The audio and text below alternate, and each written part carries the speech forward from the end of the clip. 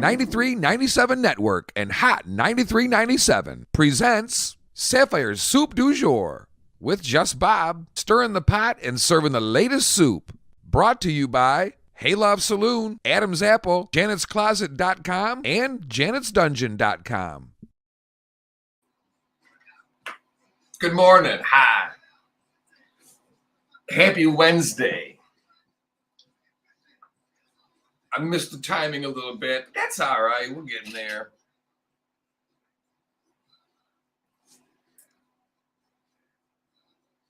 Oh, Lordy. What a day already. 3:30 in the morning. I've been up since then. What's good, family? It's Cujo Speaks. If you haven't downloaded our app, download it today. 9397 Network, man. Take us everywhere you go. Take us to work, in your car, home, gym, you name it. You can request songs, send me direct messages, follow all my social outlets, and stay up to date with the show. Search 9397 Network in your app store today. Initiating launch sequence. There, that is the beginning of the show. 3, 2, 1.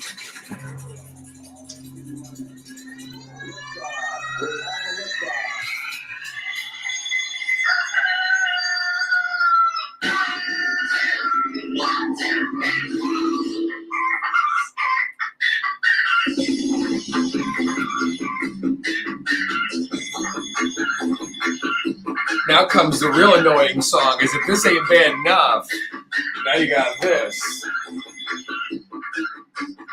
I won't put you through 2 minutes and 26 seconds of it, though. Good morning. Good morning. Good morning. Good morning. 1, 2, 3. Good morning. Good morning. Hello. How are you? Early in the morning, I say good morning. Hello. How are you?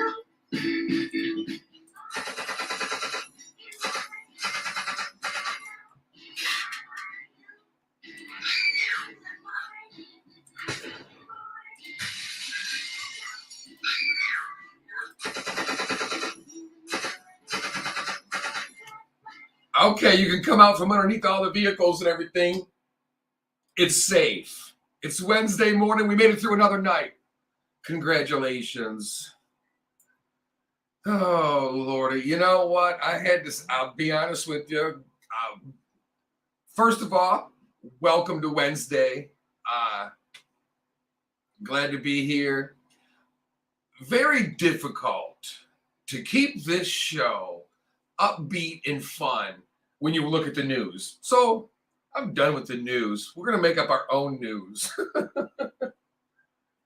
me get rid of this song for us real quick. Happy Wednesday, everybody. You're listening to Sapphire'S Soup du Jour on a Wednesday morning. If you're listening overseas in France, it's Wednesday afternoon, and hope you're enjoying your croissant. And what kind of cheese, bro? What kind of cheese would you eat in France? Got French fries, French toast, French kiss, French lick. Oh, Lordy. So, yeah, it's very difficult to watch the news today and not get spun up about things. I got a plan here today to talk about but it's already out the window. My partner and I have been talking a lot about world affairs and stuff like that because I keep up on them to keep up on the stuff for the show. Coming to find out, a lot of the things in the world we don't really want to hear about in the morning. We want to hear about fun stuff, and we want to hear about other things because we're inundated with bad stuff. We're spinning our wheels. So what can we fix? Remember the old saying, accept what you cannot change what you can, and learn to know the difference, and never eat spinach with a stranger. So I forget what the whole thing was. But today, everything is an issue. I'm transgender. I'm supposed to get spun up about every single comment made. Social media. Let's address this is already this show. We are around a minute 8 into me running my gums, and we've already gone off the rails. So at least we didn't leave the station and get going to a steady speed yet. We're just bubbling down the road right off the train track, but that's okay. This is self-help stuff. If you're getting your psychological training or advice from me, you're in deep trouble. So we are, good morning. Let's see, here we go. Never eat spinach with a stranger. Yep, good morning, Cujo, aka Derek. That comes from an old commercial. And I forget what it was all about, but it was all wise saying, like a penny saved is a penny earned. And one said, never eat spinach with a stranger. I don't know. Anyway, self-help, all of a sudden we jumped off the track, but that's okay. We've been talking, my partner and I, about world affairs and how, what you can control and what you can't control. And we nowadays are inundated with news that is shocking, infuriating, or completely sad. I sat in tears yesterday, fighting back, crying, full blown, because on my Facebook, I am a follower of many of the local animals.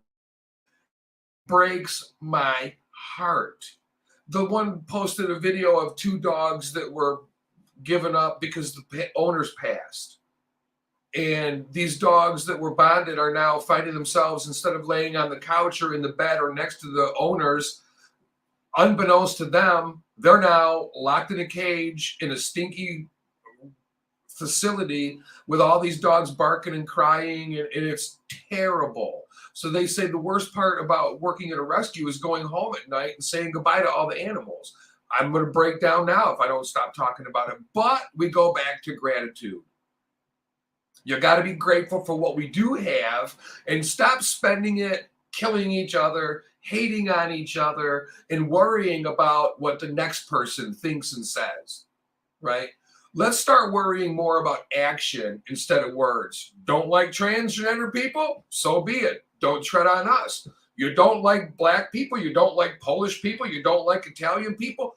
Don't tread on them. So we have to stop. We have to take our power back.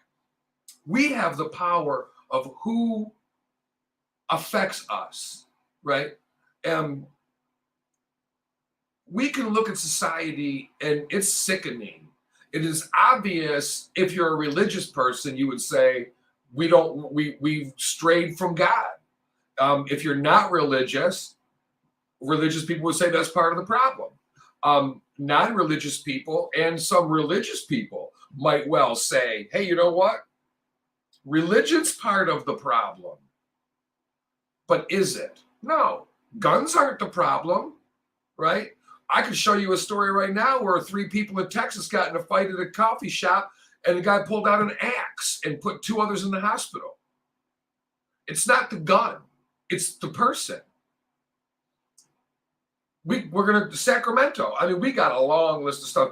The shooting in Sacramento with these people, it's like, it's ridiculous. We got Todd checking in. Good morning, Todd. We got Angie, my dear sweet cousin. I've known since birth. Well, she hasn't known me since birth. I've known her since birth, which makes me older. There's your math in public for the day. Good morning. I love you too, Angie. David, good morning. For the 13th floor of the First National Building, downtown Detroit. Moving on up. I wish I'd have seen that before. I could have plugged in the Jeffersons theme song. Good morning, David. Thanks for tuning in once again. I'm talking to our listeners that are watching live streaming. We're on 9397 Networks app.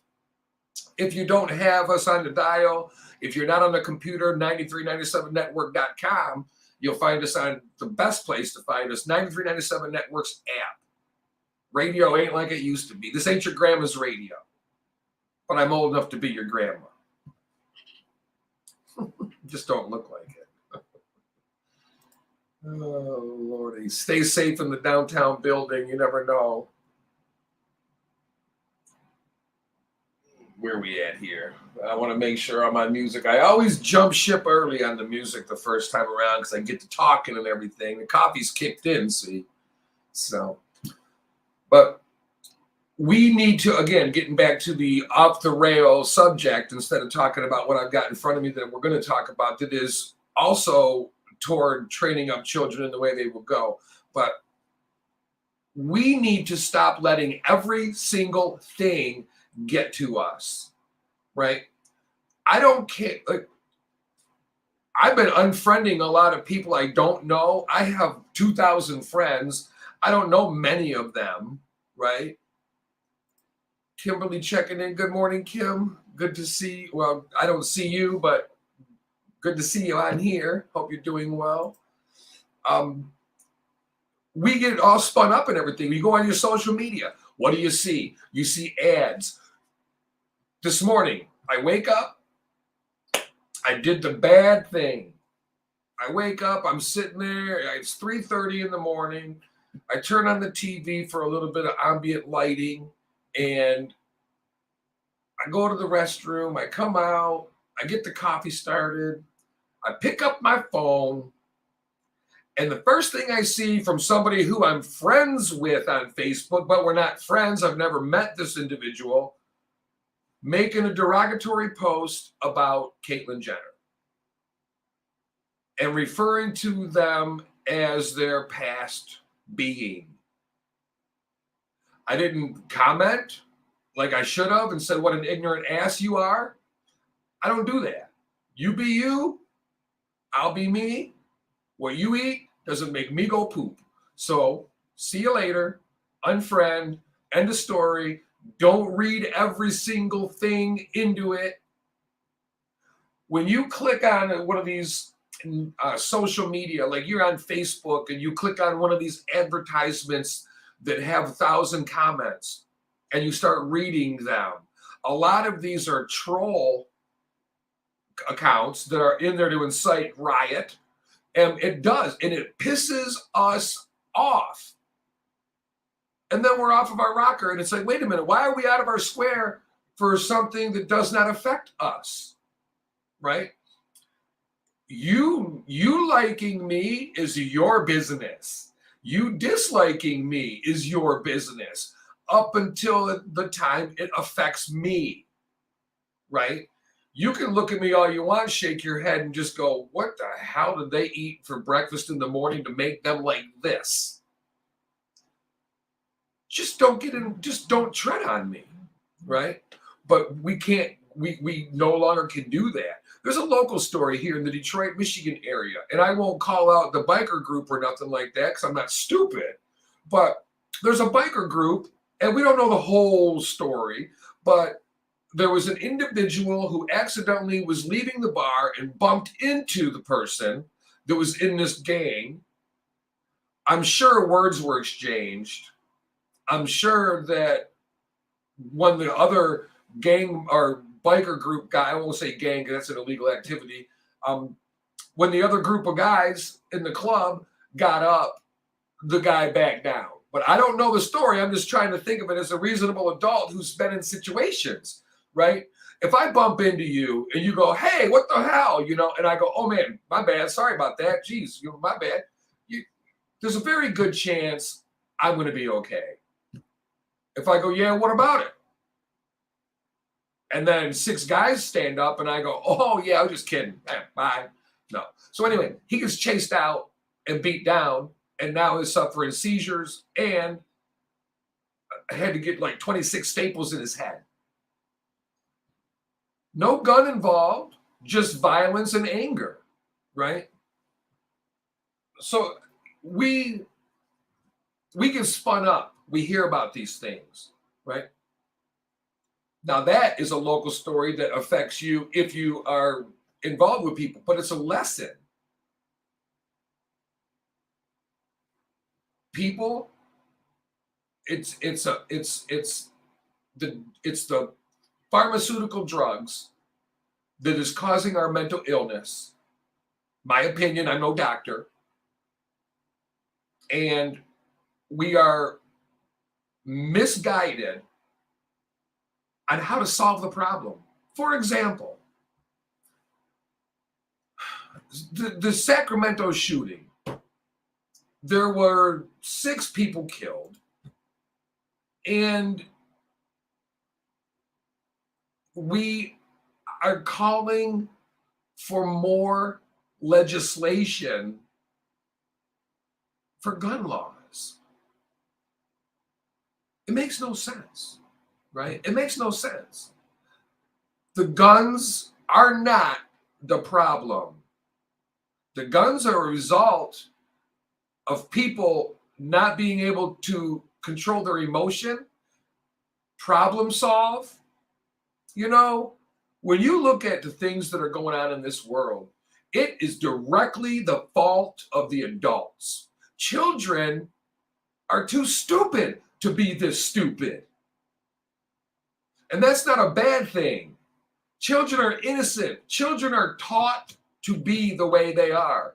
We can use the dandelion analogy. We remember we used to give them to our parents because we were showing our appreciation, like a cat bringing a rat and laying it on the porch going, thanks for dinner for the last 12 years. I'm bringing you something to eat this time. The cat don't know that we're freaked out by it.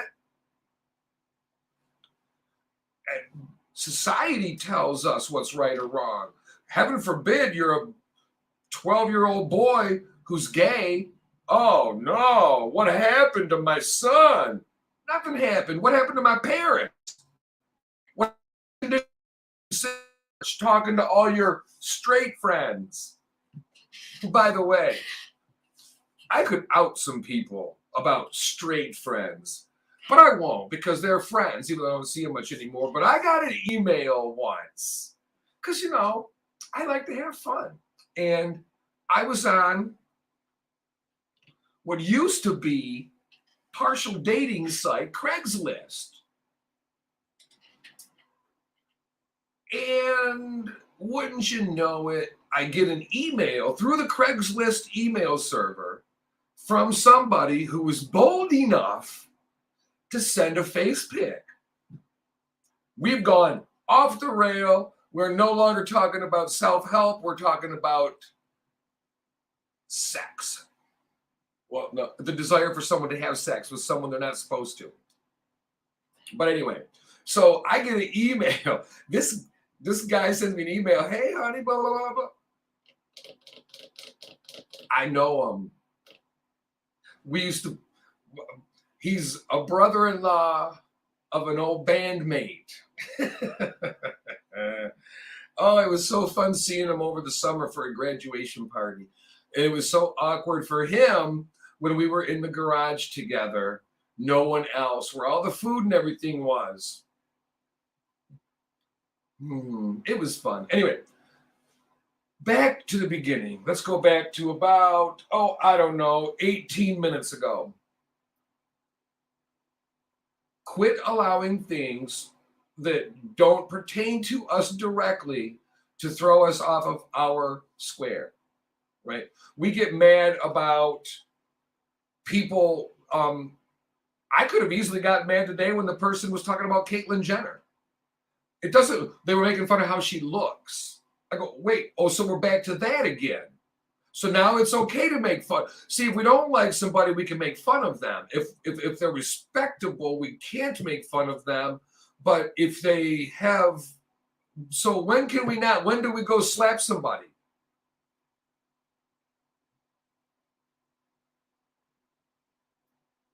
Just wondering. Inquiring minds want to know. So we're all over the place. That doesn't matter. We're sitting around talking. So congratulations. If you're sitting there looking for, this happened and that happened and this happened, you get the wrong place. People have been arrested for the Sacramento shooting, but the point, I'm not even going into all that right now. It doesn't matter. We hear it all the time. It's a tragedy. The thing that is, politicians have decried the shooting, and some Democrats, including President Biden, called on Congress to pass tougher gun control legislation. This is not a knock against President Biden. This is not a knock against the Democrats. This is a knock against our common sense in how to solve a problem. Town hall meeting. We're all killing each other and gun laws aren't working because the old cliche holds true and you cannot dispute it. The gun laws don't pertain to lawbreakers. What is a law if you don't follow it? The speed limit don't matter if you're doing 60 and a 40. It's your limit, not mine. Kim says, keep moving forward. It is never okay with making fun of another. And that's true, Kim. And you know, the funny thing is about that is you go back to Don Rickles, the insult comic, and he would say things that today might not fly. And it's funny because I never felt like it was coming from a place of hatred. But now we go, at what point do we judge that, right? Because once somebody tells you an untruth, it's hard to ever trust again. So once you don't believe anymore, it's hard to believe again. And the same goes for anything, whether it be a lie or making fun of somebody. And it's like, well, at what point do we say this is offensive? If you make fun of cancer, it affects everybody. If you make fun of buck teeth, it affects people with buck teeth. If you make fun of somebody with a gap in their teeth. So where does it start and where does it end when it comes to humor? And it's individual decision. And here's what happens when somebody's offensive in your mind. Leave. Scroll past if you're on social media. Walk out if you're in the room. We went to Andrew Dice Clay back in the 1990s, maybe 1992, more than likely 91. It wasn't a minute into his set where the three ladies in front of me got up and left because they were completely offended. They didn't demand the show stop. They didn't demand, they might even try to get their money back and they would have told them to beep off. But it's okay. What's for sure, though, is if you don't like something, don't F with it anymore. Walk away from it, right? I'm not going to try to derail somebody's thing because I don't agree with it. Now, there are differences, right, when it comes to criminal activity, but we're not talking about criminal activity. We're talking about what we deem acceptable and socially moral, if that makes any sense. Social morality, right? We have what Will Smith did, perfect example of division of opinion. Who's right? Yeah, I want my man to defend me, but I don't want my man to commit a crime to defend me, right? In other words, if Chris Rock had got in my space and said things to make me feel as though my safety were in jeopardy, that's different. If Chris Rock had gotten in her face, in Jada's face, walked over to her and gotten in that 3 to 5 foot area, Will could have easily gotten up and said, hey, whoa. Well, what are we doing here now? And nobody would have questioned that. Then if Chris Rock escalated it and stood his ground, then you're into an area where, well, now I feel that this could become physically harmful to my wife. So I'm going to defend her. But obviously it didn't happen that way, but there's still people split on whether or not it was acceptable. People have lost friends over this issue, I'm sure. And I go, well, you were never friends to begin with. And I understand the political division, people feeling like, well, if they don't support who I am, then how could you imagine an open member of the KKK, an open member of the KKK, strong financial supporter, goes to the meetings, doesn't even care, running for president?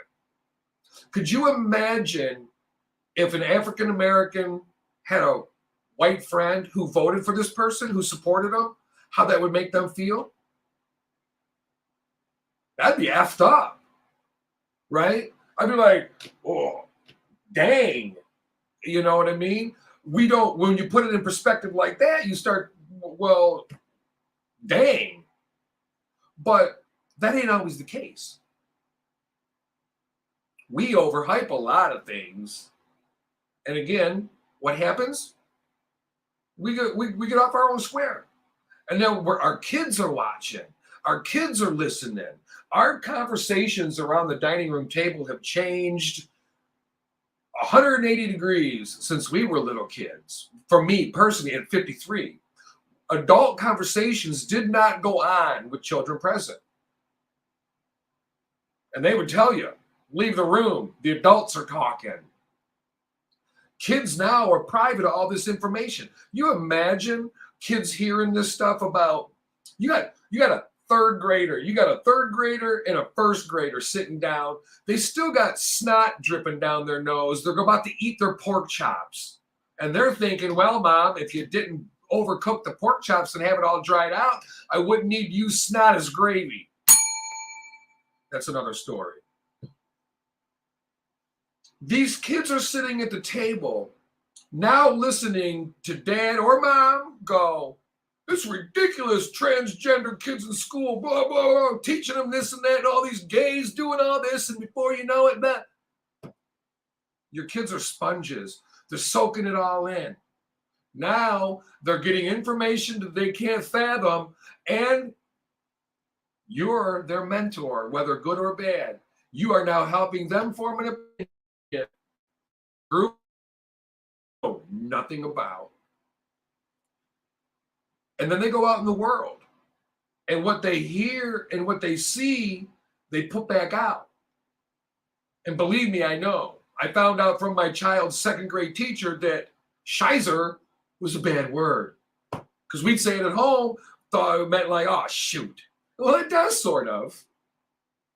In a roundabout way, if you shoot your pants. Anyway. See, the adult conversations guide our kids into preconceived notion of what things are, right? And that can go bad too the other way. I'm not a big fan of determining my child's gender for them, even if it's neutral. Let them decide when they want to. You know what? 99.9% of kids or whatever never experience it. Or I don't even know the percentage rate. Who cares? Most kids don't grow up transgender. Or many don't turn out gay, whatever. I don't know the percentages. But the stigma we put upon them just by sitting at the table with an innocent, maybe you go, oh no, Sapphire, I'm not gay. Oh, I'm not a homophobe. I know a gay person and somebody that worked that has a transgender. I don't care. It's just not my boat. Great. Then quit talking bad about things like that at the dinner table, right? Because it's a preconceived notion. And it goes with anything. You know the old saying, even for adults.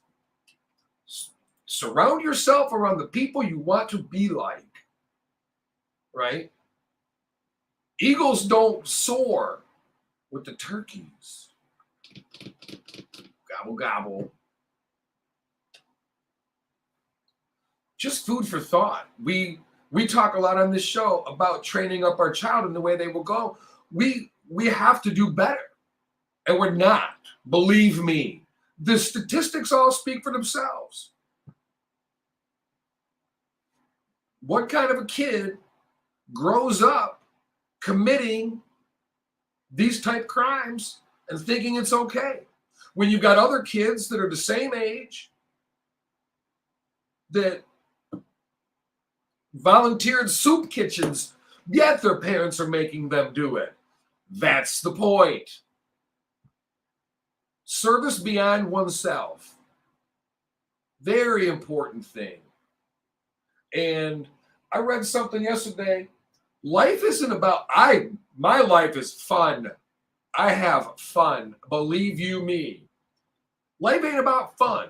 It's about making an impact. It's about doing right for others, making the world a better place. I don't do that. I don't think I make it worse. So you know the old saying, if you can't do good, just don't do no harm or whatever, but let's try to do good. How is it? How do we do that? Well, we can stop hurting one another. If somebody makes fun of you, walk away. They're probably right, but it's okay. Just can't say it, you know. There, we now, if a model is too skinny, it's, oh, well, what about the full figured? And then when the full figured models go out there, people go, oh, well, now it's a crime to be skinny.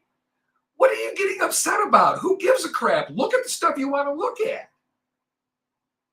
But no, we use those as triggers because we're angry. We don't know how our emotions, we don't know how to handle them, right? Because when we go to the doctor and we say, gee, doc, I don't know, I'm feeling pretty down lately, but we got a pill for that. Or I can't calm down, I'm happy like crazy. We got a pill for that. What? I'm not bragging, but I'm very proud of the fact that right now, if I took a drug test, I would test positive. I'm not talking pharmaceuticals, nothing else.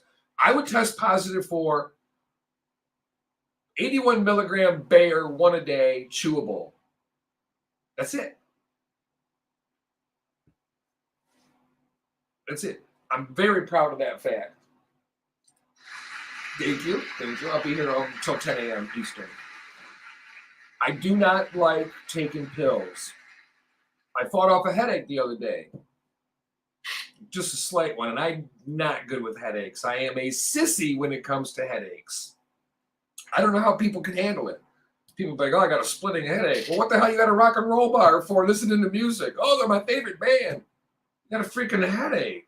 What are you doing? It'll be all right. Mm-hmm. But this whole half an hour is kind of gone off the chain, but it was important. I want to talk about things that we started out, my partner and I are sitting there talking about things that are upsetting and stressing us out. Stress is a huge part of our lives, and it's a huge problem. There's a certain amount of stress that's good, right? Bottom of the ninth, 2 out, bases loaded, down by 3. Oh, yeah, that's good stress.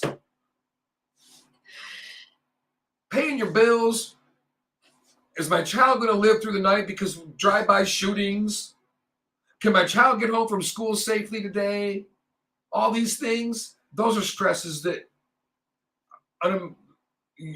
unnatural, right?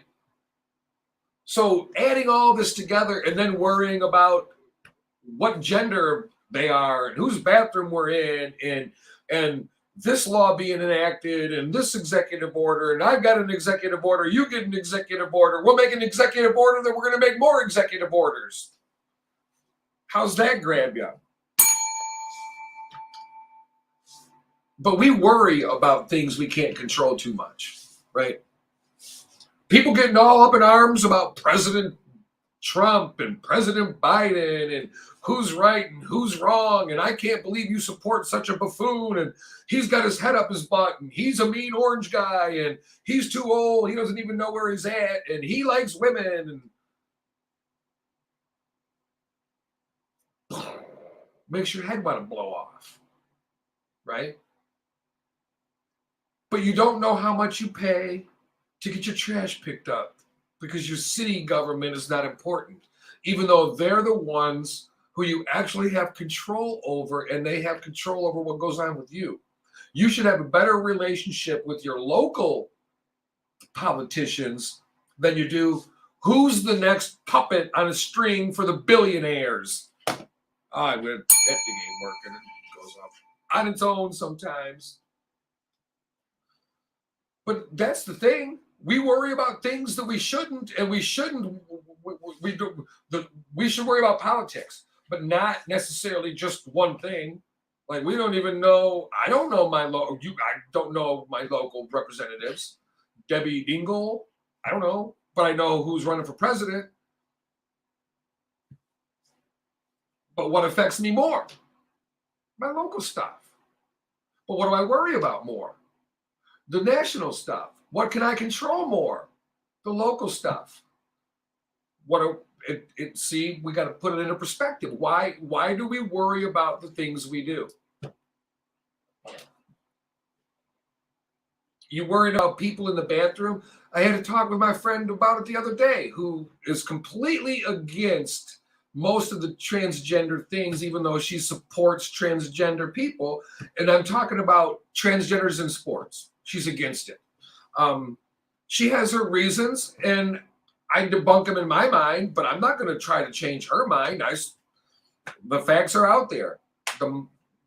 Read them and interpret them how you want, and doesn't make you a bad mother, doesn't make you a bad friend. We constantly worry about things like that, and we end up, we can't stand down. Chris Rock being applauded for saving the show that night, because had he reacted like most people would have, the show would have been over. But, all right, we're going to break and listening to Sapphire'S Soup du Jour. We'll be right back. We'll be right back.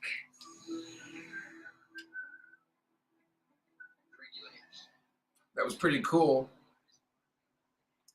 All right, we'll be back at 7:57. See ya.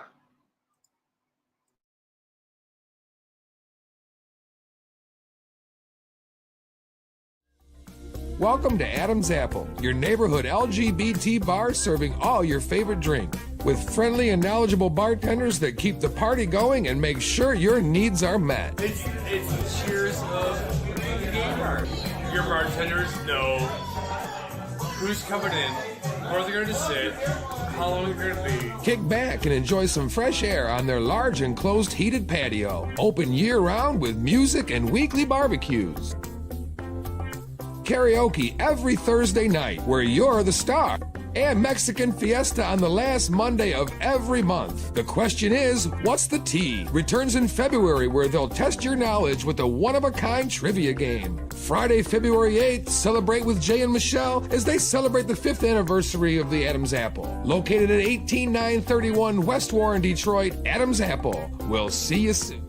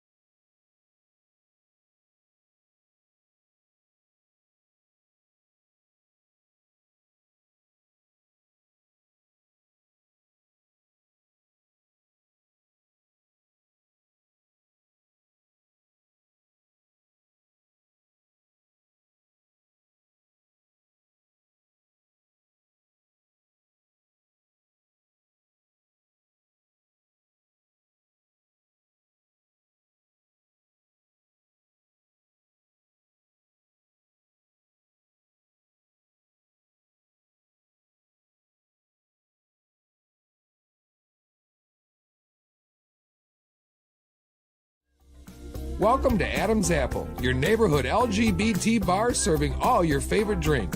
With friendly and knowledgeable bartenders that keep the party going and make sure your needs are met. It's the cheers of the gay bar.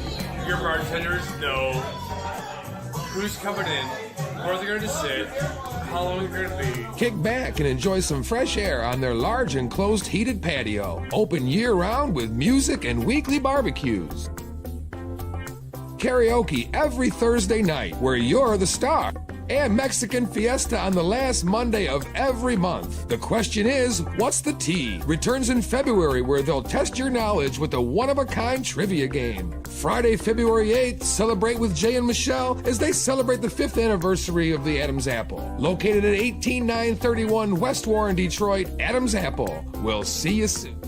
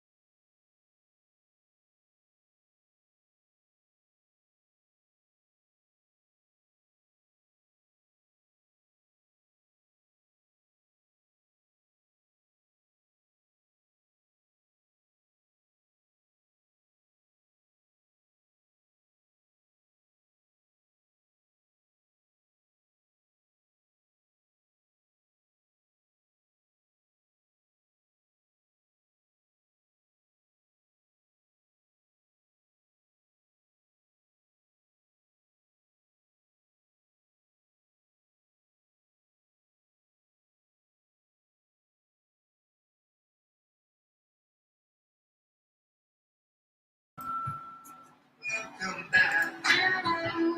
Your dreams were your ticket out. Welcome back to that same.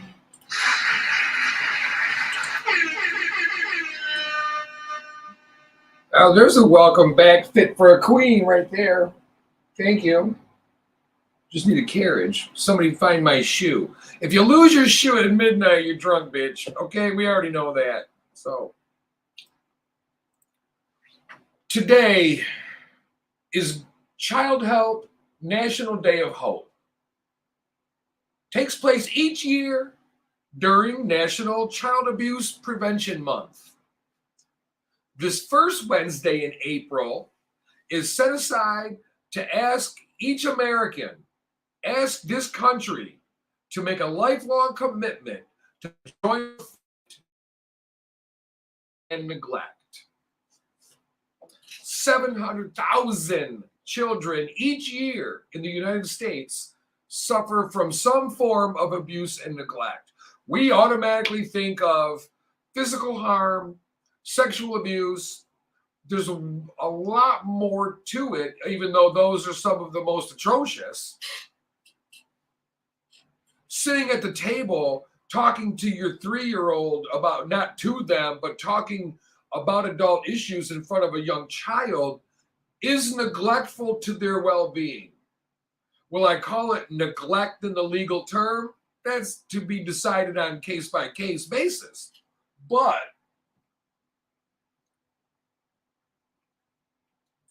make no mistake. I hate that. I hate that saying. Make no mistake. What if I make one mistake? I almost made a mistake, but it was a near miss. So you made a mistake. No, I nearly missed. So you hit it. What? Whatever. 700,000 children each year neglected or abused. Food shortages. People just, my kid knows I love them. We need to people need to hear. People need to be reassured, right? So people who are abused as children, right? In 2015, in the United States, statistics showed that 1,670 children died as a result of abuse and neglect. I'm sure that number has grown every year, unfortunately. But what happens? Lifelong issues happen, right? Why are you having children if we're neglecting and abusing them? We risk them to become abusive themselves, right? They risk more increased use of alcohol and drugs, greater cases of depression, more suicide attempts and more successful suicide, criminal behavior, addictions, gambling, drugs, sex, different things to grab onto to try to find pleasure, even though you know deep inside it's not the answer, which gives you helplessness. And it turns into a circle, and it's vicious. But there's hope. Organizations across the country support victims through programs, not only raising awareness, but provide ways to prevent abuse and neglect. Some programs will create pathways of intervention to get kids out of abusive situations, either foster homes, group homes, or something like that. We talk about fostering for our rescue animals, right? We're always talking about here on the show, rescue, adopt, don't breed, and all that. And that's all great and fine. But what about with people too? Foster homes for dogs and cats. What about foster homes for children that need it?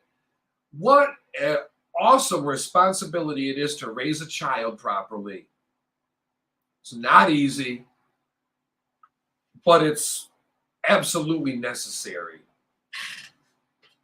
Everybody loves to have sex. We're going to be talking about out of this world sex. coming up later on the show. We got UFOs, extraterrestrials, out of this world sex, all of that fun stuff coming up. So go grab your magic wand out of the top drawer, get a baby wipe, and some Cool Whip. Cool Whip. Why do you say the WH so much? Why not? Who wouldn't? So it's very important for us, right, to understand what is neglect and abuse. Neglect, we always look at it like, well, you haven't fed the kid in a month, they're dirty, they're this and that. No, mental, neglecting them to be able to form their own opinions. Let your child be completely ignorant and naive to the world as long as possible, with safety in mind, obviously. Don't talk to strangers, you don't accept candy, blah, blah, blah. Yes, of course. But teaching your kids that gays are bad, black people are bad, transgenders are weird, cops are bad, watch out for the mean men with the letters on their backs. Remember, that was from the Corleone, Michael Corleone, I believe. His mother in Florida was one of the biggest cocaine kingpins in the 80s. And he had no idea. She told him, watch out for the bad men with the letters on them. And as he a teenager, he found out what she meant. She was raided by the FBI and the DEA. Bing, bing. Don't teach your kids that, right? Police are there to help you. Are there bad ones? Yeah. I'm an Italian, but I'm not in a mobster. I'm not in a criminal activity gang. I'm not a mobster. So we got to be very careful not to stereotype people, because we don't like to stereotype people, do we? So we can't. That goes with all things across the board. How do you raise up a child in the way they will go? Every word you speak, every action you take in front of them, especially as a parent, they look, they watch, they listen, they hear.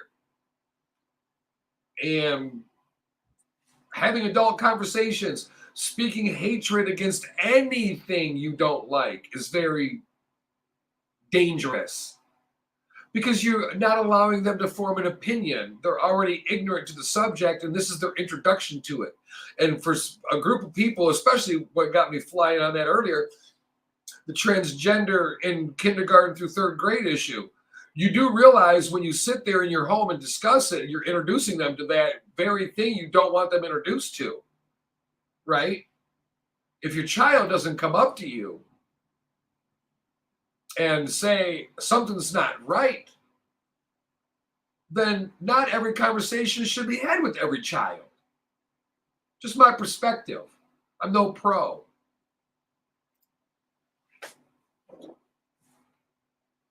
So today, Child Help National Day of Hope. It's very important. Very important. Guess why?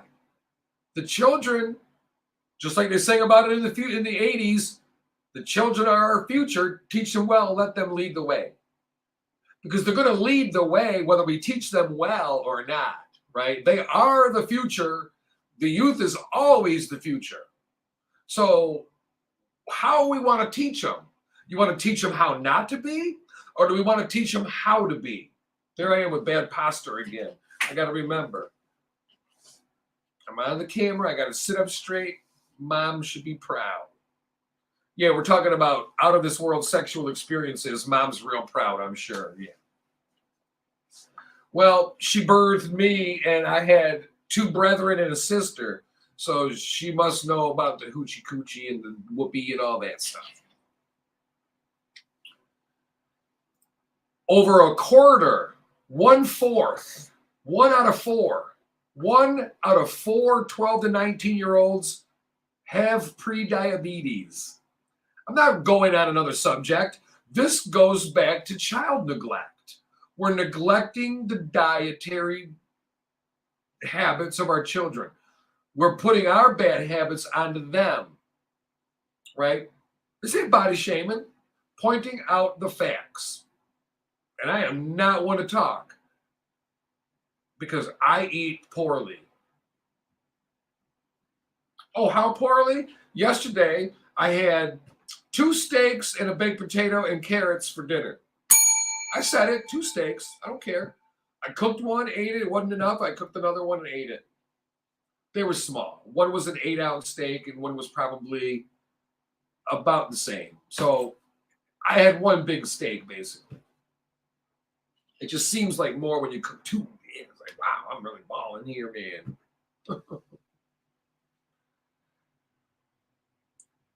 1/4 of our 12 to 19-year-old children have pre-diabetes, which means that the level of sugar, glucose, in their blood is higher than normal, but not high enough to be diagnosed as having full-fledged diabetes. This has more than doubled in recent years, going from just under 12% in 1999 to 28% in 2018. Did you know half of all healthy 45-year-olds will develop prediabetes? More of the boys than the girls amongst the youths who are overweight or obese. 96 million have prediabetes, according to the Centers for Disease Control and Prevention, of our teens. Which means we're starting them off on a very bad path, right? At any age, people with prediabetes are not only more likely to progress to type 2 diabetes, but also a higher risk for heart disease. Prediabetes has no symptoms. In our diets, I am not a preacher of eating good. I point out the fact, and I will say I eat poorly. But yesterday, I ate 2 bags of potato chips, 2 little bags of potato chips, and a Baby Ruth for breakfast. Thank you. Then I had, when I got home, 2 steaks. I eat because I'm unhealthy. No, I eat because I get the munchies. Another episode. 2 steaks, which really 16 ounces of steak. I'll call it 18. 18 ounces of steak. A baked potato, not 2, cut back. See, did good. And carrots without brown sugar, but a tablespoon of butter. So I took 2 big long carrots, cut them up, cooked them, used a tablespoon, little over a tablespoon of butter. About 5 tablespoons of butter on my potato. No, not that bad, but there's butter on my plate when I'm done, believe you me. Make no mistake, there's an uptick of butter on my plate. God, I hate those words.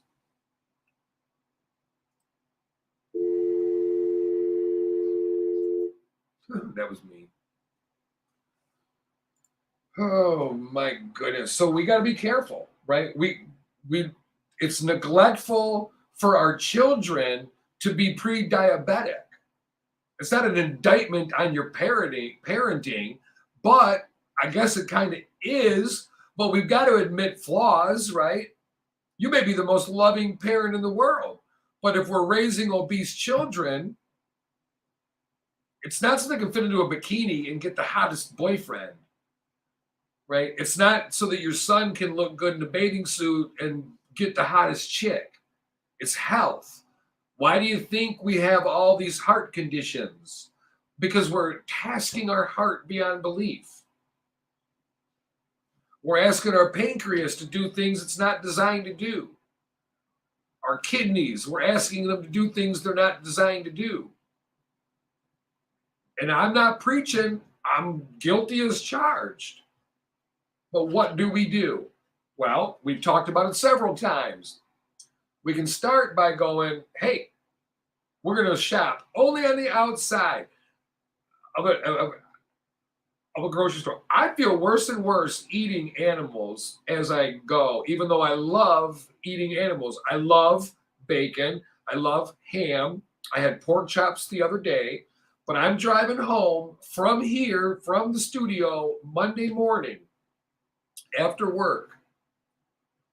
And I'm driving down the road. It's rainy. It's cold.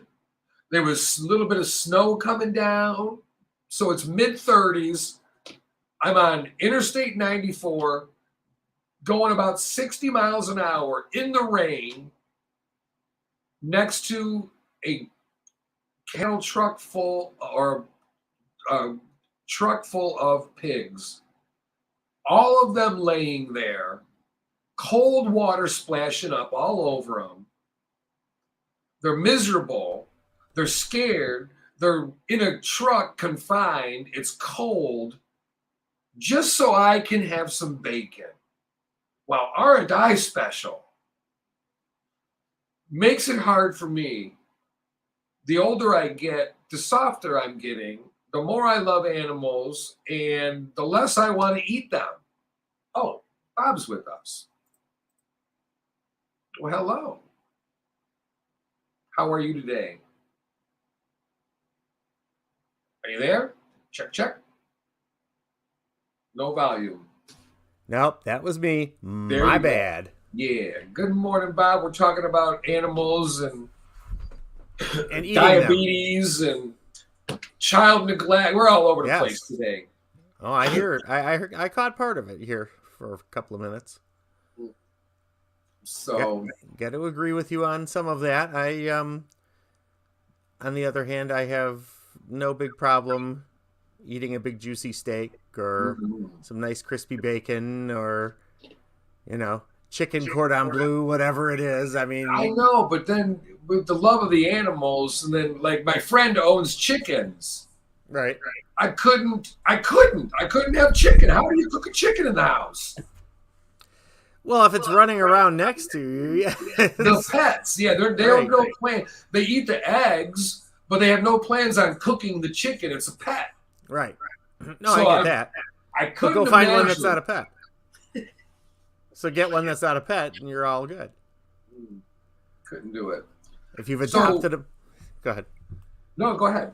No, I was just saying, if you've adopted them as a pet, well then, yeah, it's kind of hard to gobble down a family member, but it Yeah, unless you're doesn't from mean, Kentucky. well, Oh, different kind of gobble gobble. gobble gobble. Yeah. So 28% of our teenagers, 12 to 19, suffer from pre-diabetes. I know, I heard about that.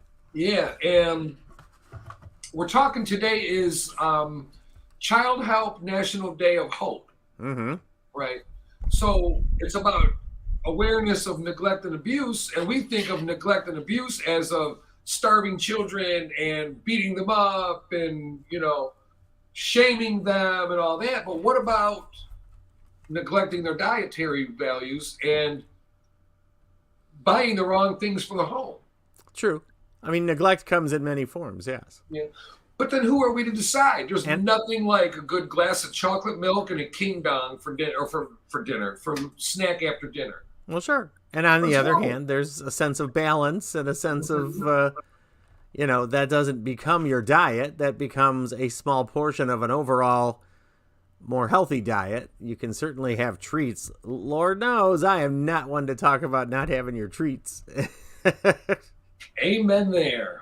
But at the same time, you've got to expect as you go forward in life that, what you put in is what you're going to get later. And Yeah, absolutely. be it heart disease, be it diabetes, be it, if you're smoking cigarettes, then it's lung cancer. I mean, all the above, Mhm. you don't Pancreatic become more cancer. conscious of it until you all of a sudden are looking at it square on. So, You know, asking our body to do things it's not designed to do, and our organs, our kidneys, our liver, our Mm-hmm.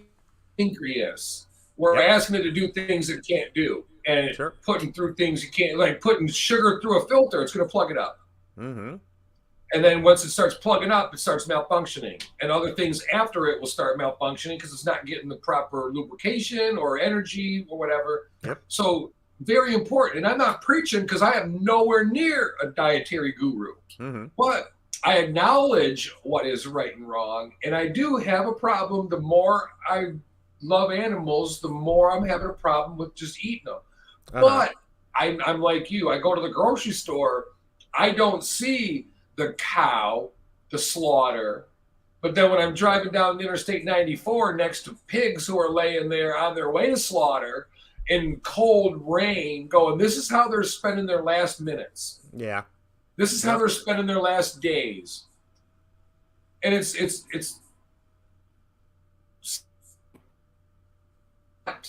again, I'm not sitting there calling on banning meat. I'm Right, just giving right. you my perspective. Mhm. Will I go eat meat again? Yeah, you can bet. Mhm. I'm not giving it all up. But I might eventually. Well, Yeah. eventually we all give it up. Because you can't eat when you're dead. Well, yeah. That's true. Which leads me to this. If you misplaced a dead dude in a homemade coffin, the cops would dig to hear from you. Uh-huh. We have to travel to Oregon for this one. They find a man dead inside a homemade casket that was left unburied at a cemetery. They find a man dead in a casket. Okay, well that's to be Homemade expected. casket. What's that? Homemade casket. Oh. Well, that's creative. Well, it's much cheaper to go to Home Depot and get you some plywood, some nails, Probably got maybe enough slap some paint or stain on it and call it good. that leftover wood out in the garage that you always think you're going to have a need for someday. Hey, don't throw that plywood away. We're going to bury Grandma eventually. Is that- So deputies respond on March 31st to a suspicious wooden box, which appeared to be a hand-built casket left behind a tree in the cemetery. There were no scheduled burials, and they could not explain why a casket was left there. Well, I can explain why. Where else would you put a dead body? well, It's like, why would you question poop in the toilet? Where else should it be? exactly. Why is this poop in the toilet? They didn't Well- roll the casket out to the supermarket parking lot, at least. I mean, they took it to the right place. They open the casket and find a deceased man. No obvious signs of trauma. Wouldn't that be something if he knew he was going to die and he took himself there and laid down in the casket? Well, how would you nail it shut? Yeah, you And still who would have to drive have an away? accomplice. Somebody would have to drive away. You got to have an accomplice. There's a Kevorkian somewhere in this. That's right.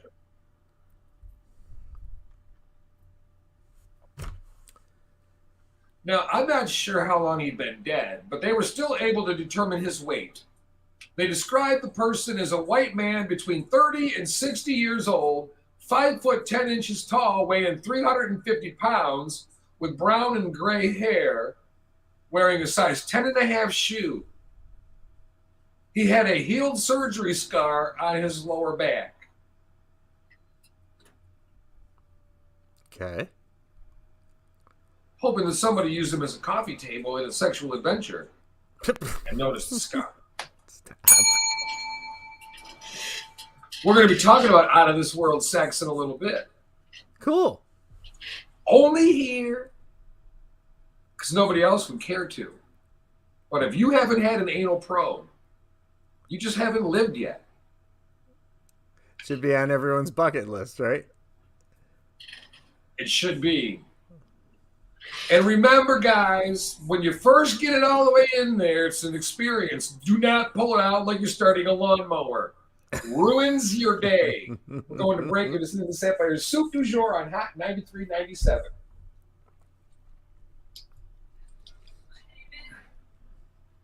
Well, that's one way to end it. Uh-huh. We come back at 8:44. All right. I All shall right. be back. All right, 8:44. We'll be back at 8:44. See you then.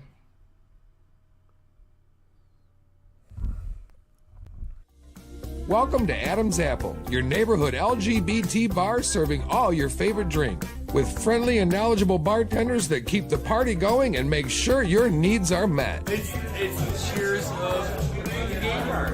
Your bartenders know who's coming in, where they're going to sit, how long you're going to be. Kick back and enjoy some fresh air on their large enclosed heated patio. Open year-round with music and weekly barbecues.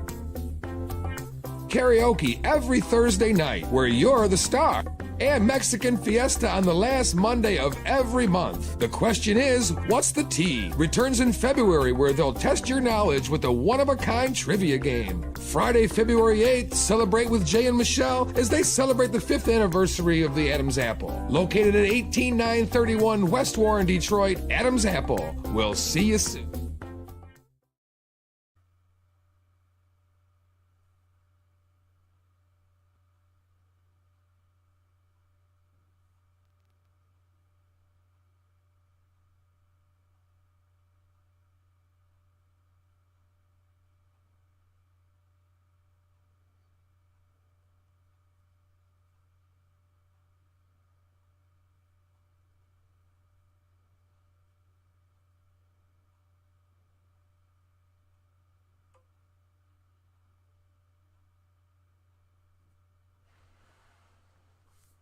Well, that's a disappointment.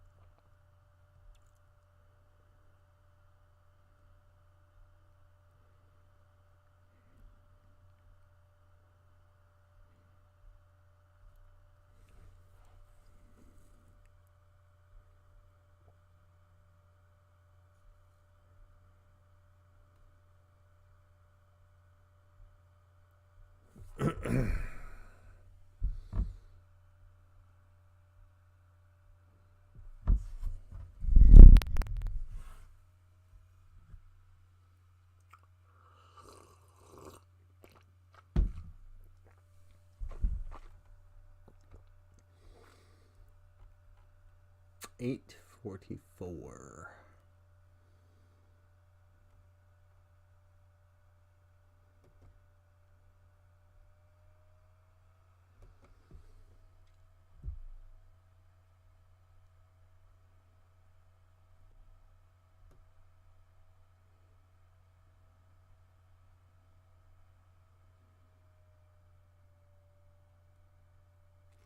It's Andy Amos.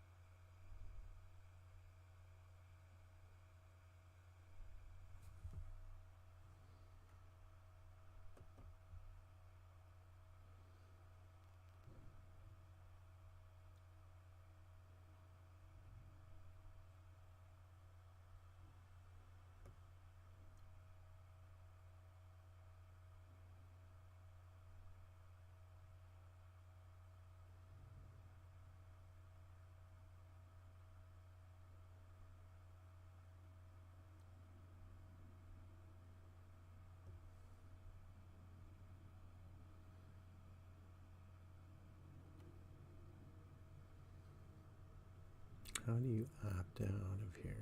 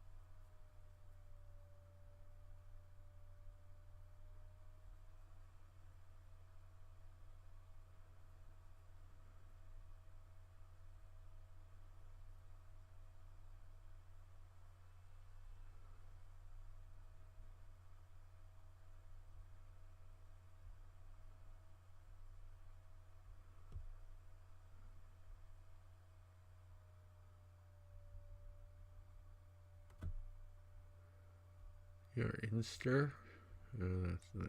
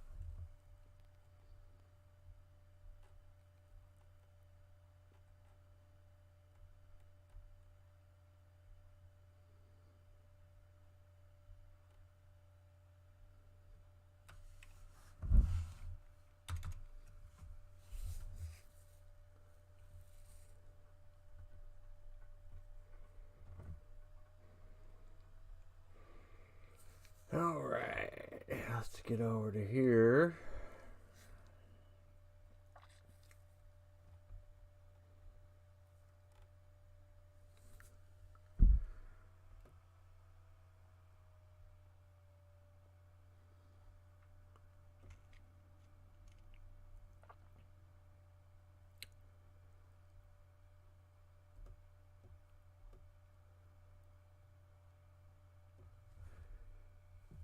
Check, check, check. Eastern Panhandle temperatures in the 50s this evening. We've got a little break from the rain for the time being.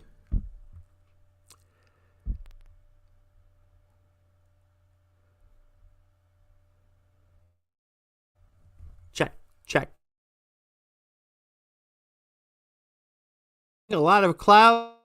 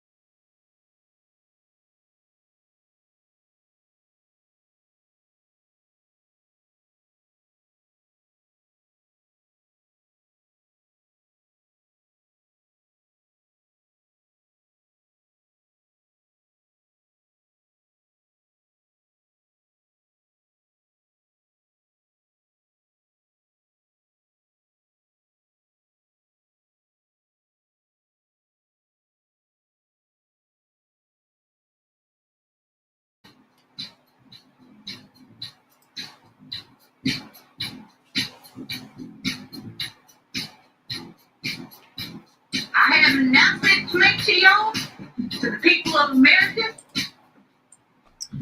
Oh, good morning. We are back on a Wednesday morning.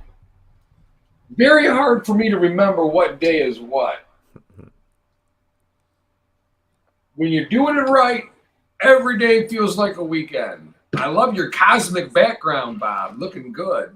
Well, you said we were going out of this world, so Yeah. Well, I said out of this world sexual adventure. What are you sitting on right now? that's for me to know and you to think about.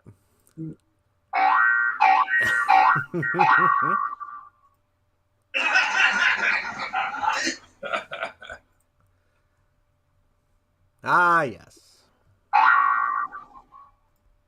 Oh no. Oh no. Oh no. Don't get a boner. Don't get a boner. No, no, no, no, no, no. I got a boner. Oh, I love it. All That's right. pretty funny. We Oh, are no. back. Oh, no. You remember the tragic story in Orlando a week or so ago where the young man fell out of the ride Right. to his death? Tyree Sampson. May Right. he rest in peace. Tragic accident. I mean, horrible, right? A young man who had his whole life in front of him. Can you believe somebody used his death for their own benefit and got caught? Well, at least they got caught. And a stripper lost her strip club gig after posing as Tyree Sampson's cousin. Come on. I mean, she was fired from her job after being exposed of the alleged fraud, right? Mhm. Now, he fell to his death at 14 years old from a drop tower ride at Orlando's Icon Park. This happened March 24th, so it's recent, right? The next day, Shay Johnson appeared at Sampson's memorial in a T-shirt with his photo on the front, holding a sign that said his life mattered, and was giving interviews with multiple news outlets, speaking as a representative of his family. Wanting justice, she said. We want justice. Well, where was his family during this that even happened? I mean, During the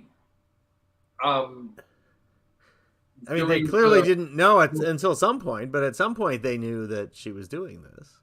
Well, yeah, they Maybe, did. maybe that's when they found out, when she was on the Well, she television. also claimed to have spoke to Tyree on that day. She said in an interview, he said he wanted to ride the swing on International. I said, okay, ride it twice and ride it for me too. How can you look in a camera and bold-face lie about something like this? Her story started unraveling, Mm-hmm. right? It wasn't adding up, right? Her real name, Luciana Livonia Browning. Tyree Sampson's family has no idea who she is. That's what I meant. How did, they found out at some point. It was just weird that she was able to get that far before anybody noticed, Yeah. Now, this is not a crime. No charges are filed, but she was fired. How do you get fired for being a stripper? Well, be a low-down, disgusting scumbag of a person using a terrible tragedy of a 14-year-old for some way to gain popularity. What was it? Well, She was... Yeah, it had to be in her mind that, she was seeking that kind of attention. And, whether she truly thought that, somewhere in her head that was the case or not, I don't know. But, No. She's also awaiting trial for arson after allegedly setting a car on fire in August. Previously arrested for domestic violence and driving with a suspended or revoked license, providing a false name and ID to police during a traffic stop. Bitch, don't have children. Please don't have children. Do the world and the child a better thing and just keep them in the man's pants. Do everybody a favor, yes. Stay in the ball sack, kid. You'd be better off there. Wait for another cum dumpster to come around.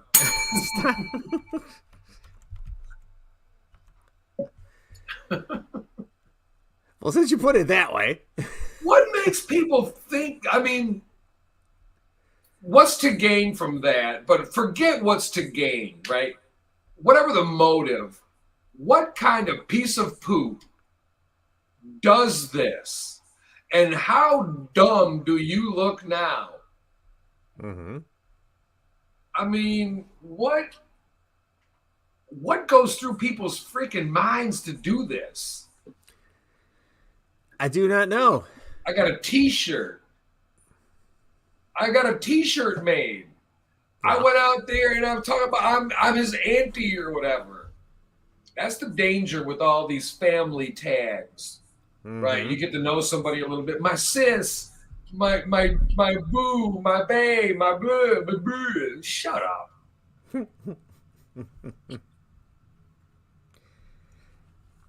What? I mean, way to go. That's a Florida Right. story. Now, here's another Florida story. This is politicians at their finest, but there's more to it. Florida man proposes killing manatees to stop them from dying. There's a genius.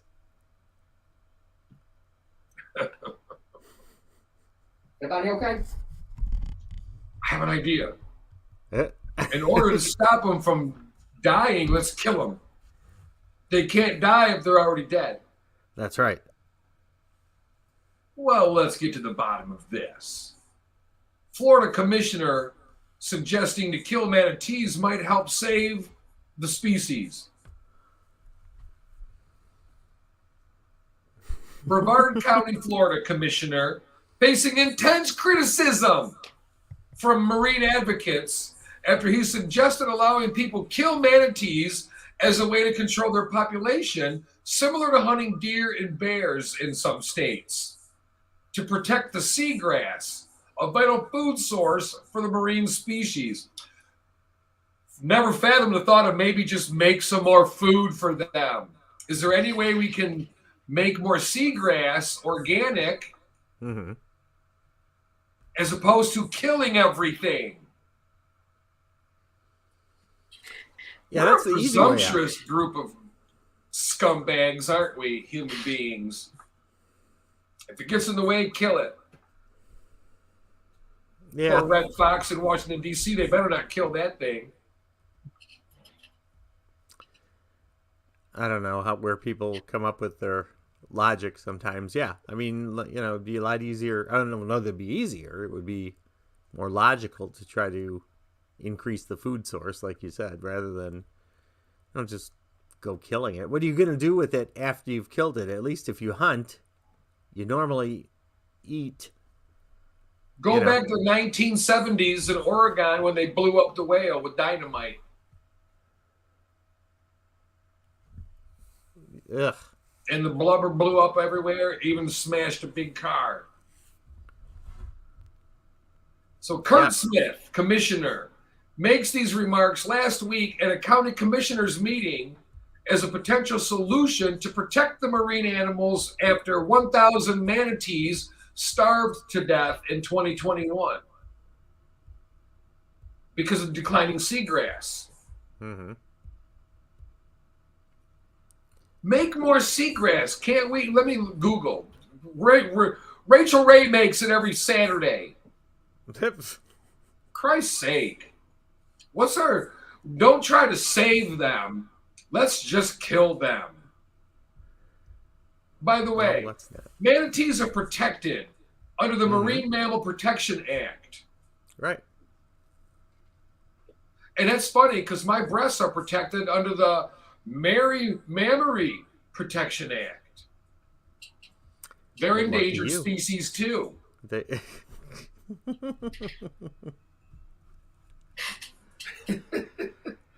Manatees are protected under the Marine Mammal Protection Act, the Endangered Species Act, and the Florida Manatee Sanctuary Act.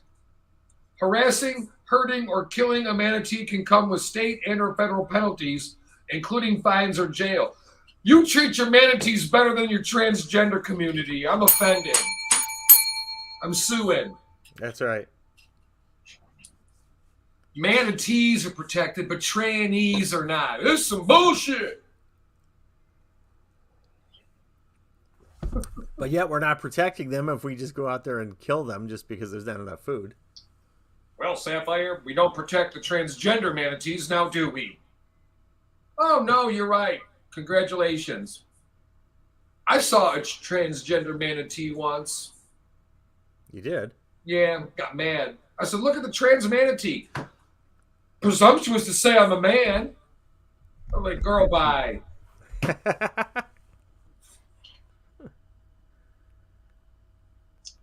Why can't we just find a way to nourish them instead of murder them? I don't know. Just one idea.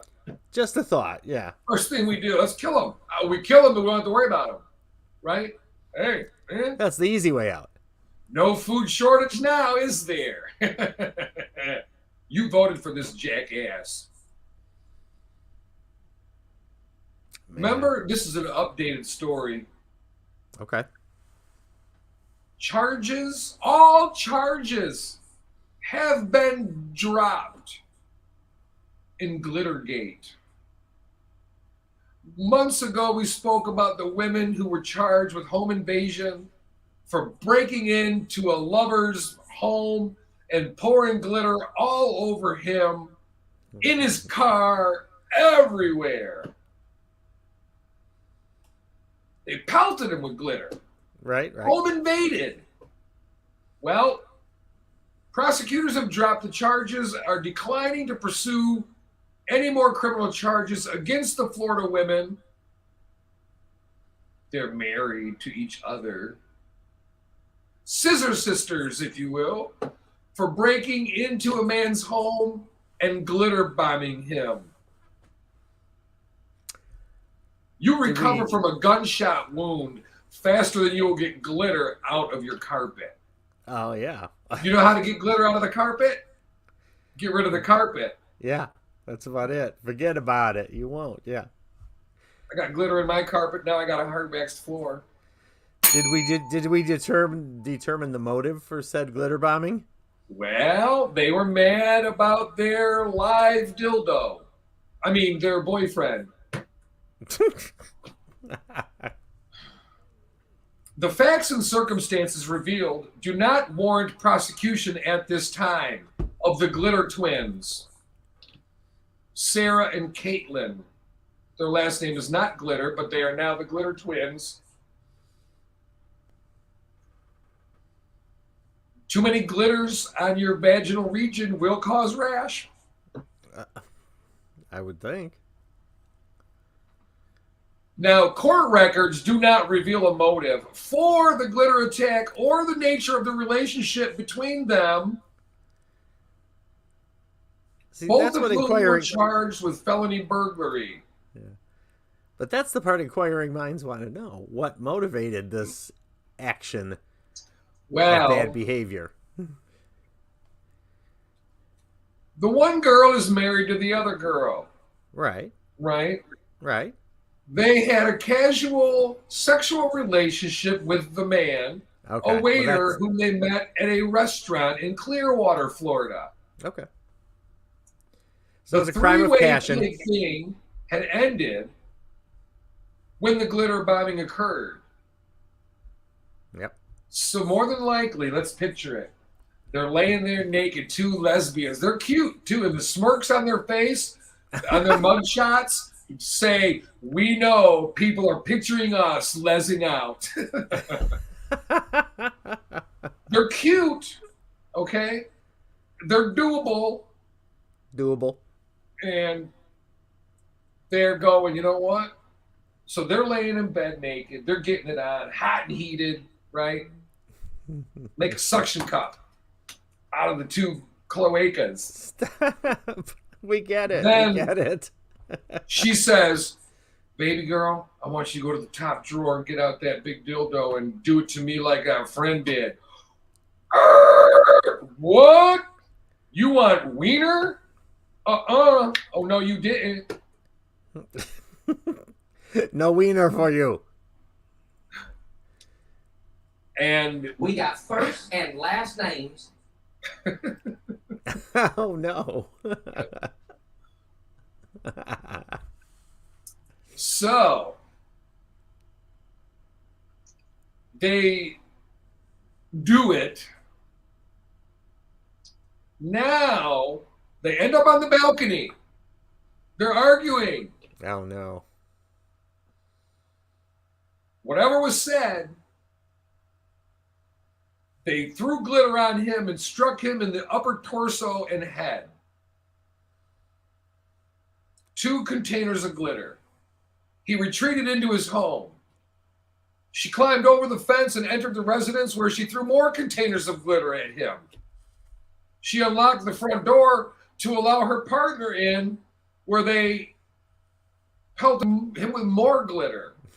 How much freaking glitter do 2 lesbians have? Like, Apparently plenty. you got 2 lesbians have more glitter than a gay guy? What in the hell's going on in this world? It's gone sideways. It's mad. Gold star gay men pee glitter. Nothing you can do about it. It's in your kidneys. You You wake up in the morning, you scratch your nuts, you're 11, 12 years old. You go pee and there's glitter in it. You go, oh God, I'm gay. I know, I got glitter balls. Mommy! I got glitter in my testosterone sack, mother. Can I go play with Sarah's Barbie now? My G.I. Joe's turning me on.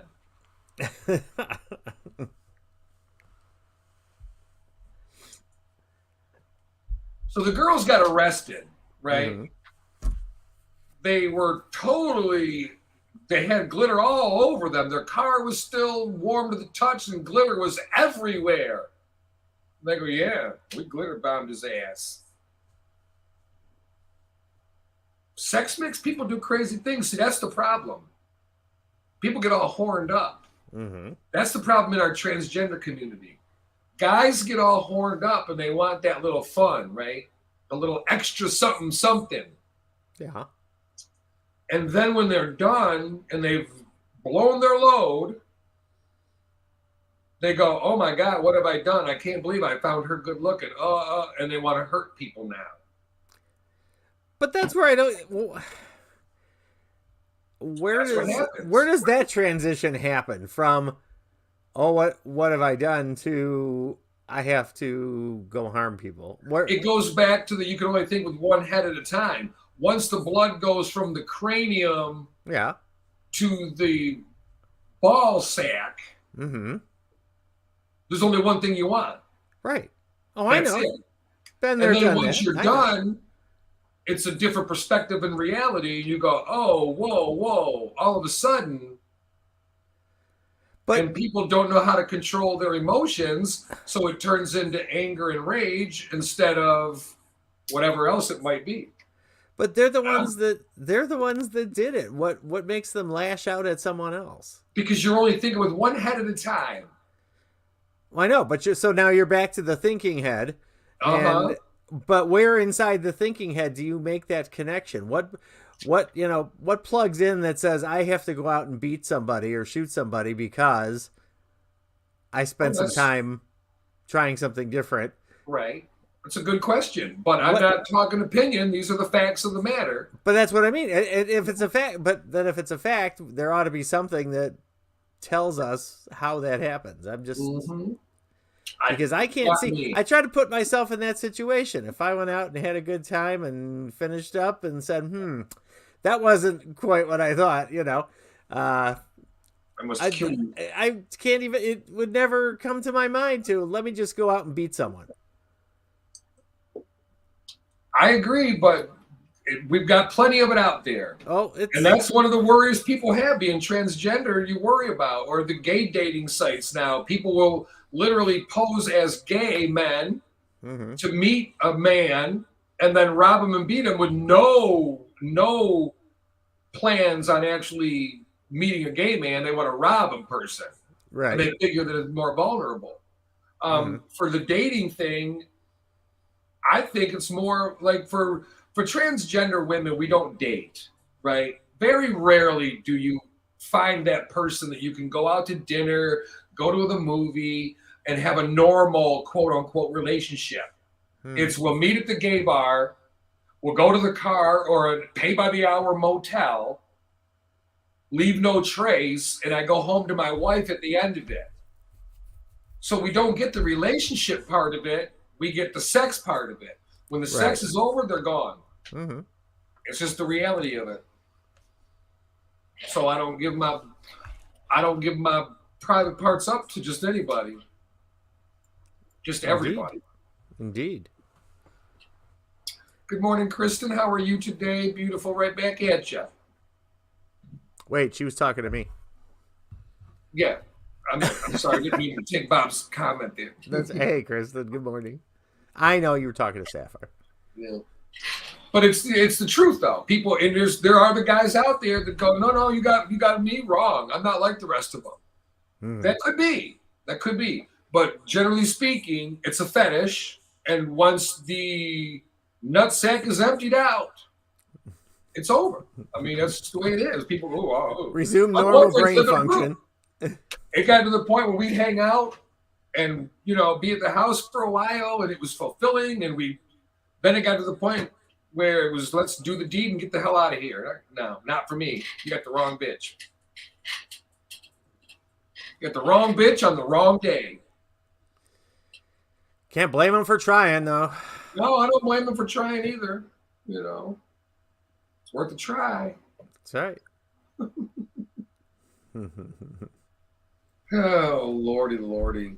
Now, here's a little pro tip. Okay. Before we go to break. Okay. Since we all love to commit crimes so much, right? When you commit murder, it's very important to not leave your homework in the car that committed the crime. Yeah. So this guy breaks into a home, kills someone, and left his homework in the car the police say was used to carry out the crime. We're talking about a high school student. An 18-year-old high school student charged with murder, robbery, burglary, and kidnapping in the slaying of Natalie Manduli, 24 years old, of Las Vegas, at her home.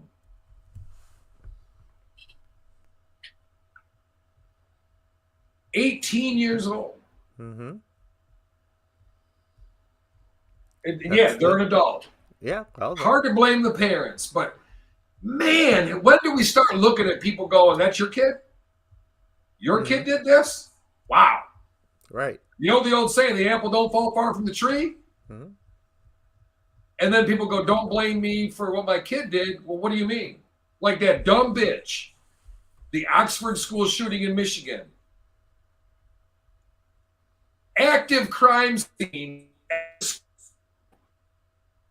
Deep down is her son doing the killing, and she calls her boss and says, hey, don't hold my son's actions against me. I need my job. Look it up. It's true. Oh, I believe it. Yeah. I totally believe that. Those two parents, talk about pieces of work, man. Yeah, you got that right. And it's hard not to. It's hard. Look, had they done everything the right way and gone, oh my God, this is my son. Go directly to the school. Go directly to the police department. Do something. Yeah. Don't go into hiding. But we got an 18-year-old high school kid now charged with murder. The parents got to be at least looked at cross-eyed. Absolutely. And things happen where good parents raise their kids right and they do dumb stuff. I'm not condemning them. but you got to at least look sideways at him and go, WTF, Mm-hmm. right? Well, the parents are the ones that would provide the history and the background as to why this kid was the way they were. If nothing else, I mean, they're the source of information and, you know, as far as an investigation goes, what made the kid do this? Well, let's see. What environment, you know, et cetera, et cetera. Yeah. So she was shot in a bedroom of her home during a home invasion and armed robbery. She was there. She lived there with a woman and her boyfriend. The boyfriend of the person that lived there is known for selling high-end jewelry on Instagram. Okay.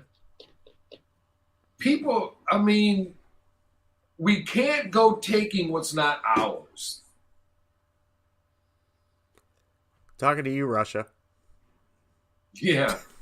That right. too. Exactly. Ooh, That well too. said there. Well, Yes. you're right. Ooh. I mean, it's not yours. Basics 101. Somebody comes and tries to take something of yours. What are you going to do? This is a robbery at 2 p.m. 3 men and a woman broke into the home demanding money from the occupants. A surviving female victim forced into a closet at gunpoint repeatedly asked what's in the safe. A gun battle breaks out between the people, leaving her dead.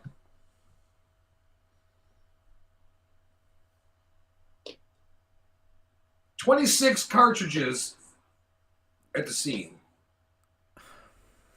What did they get? $5,000 in cash. And life behind bars, most likely. So her boyfriend comes home. He would go to the store, right? Mhm. That he returns home, finds the assailants leaving the crime scene in a white Mercedes Benz. They drove off in the Mercedes. He follows them and smashes their car, causing them to crash into a wall. Then they get out and fire several shots at the boyfriend. Well, they found $5,000 in cash in the car, along with his math homework. In the top right corner of the schoolwork, Kamari Oliver, 5th period.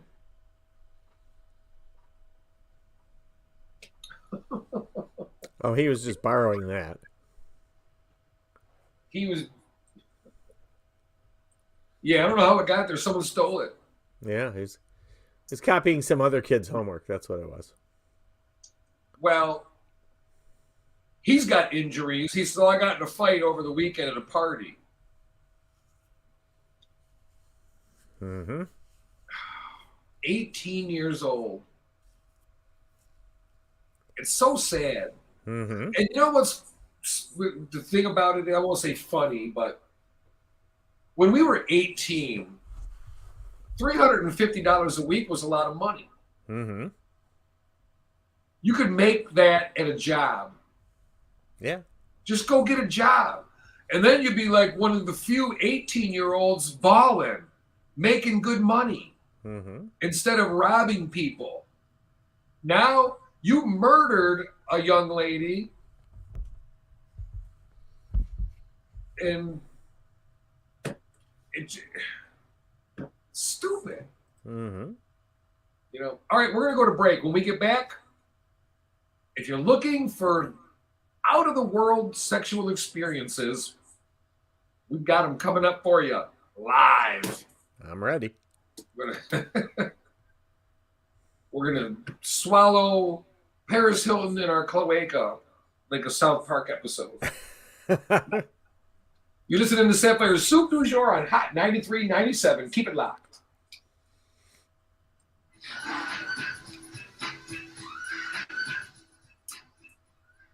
Let's see. This is where I get it all screwed up. 1, 2, 3, 4.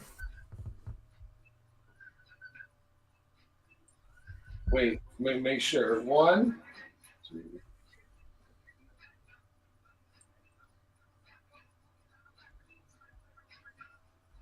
9:29. Okay. $9.29. Very good. Go get some more coffee. I'll be back.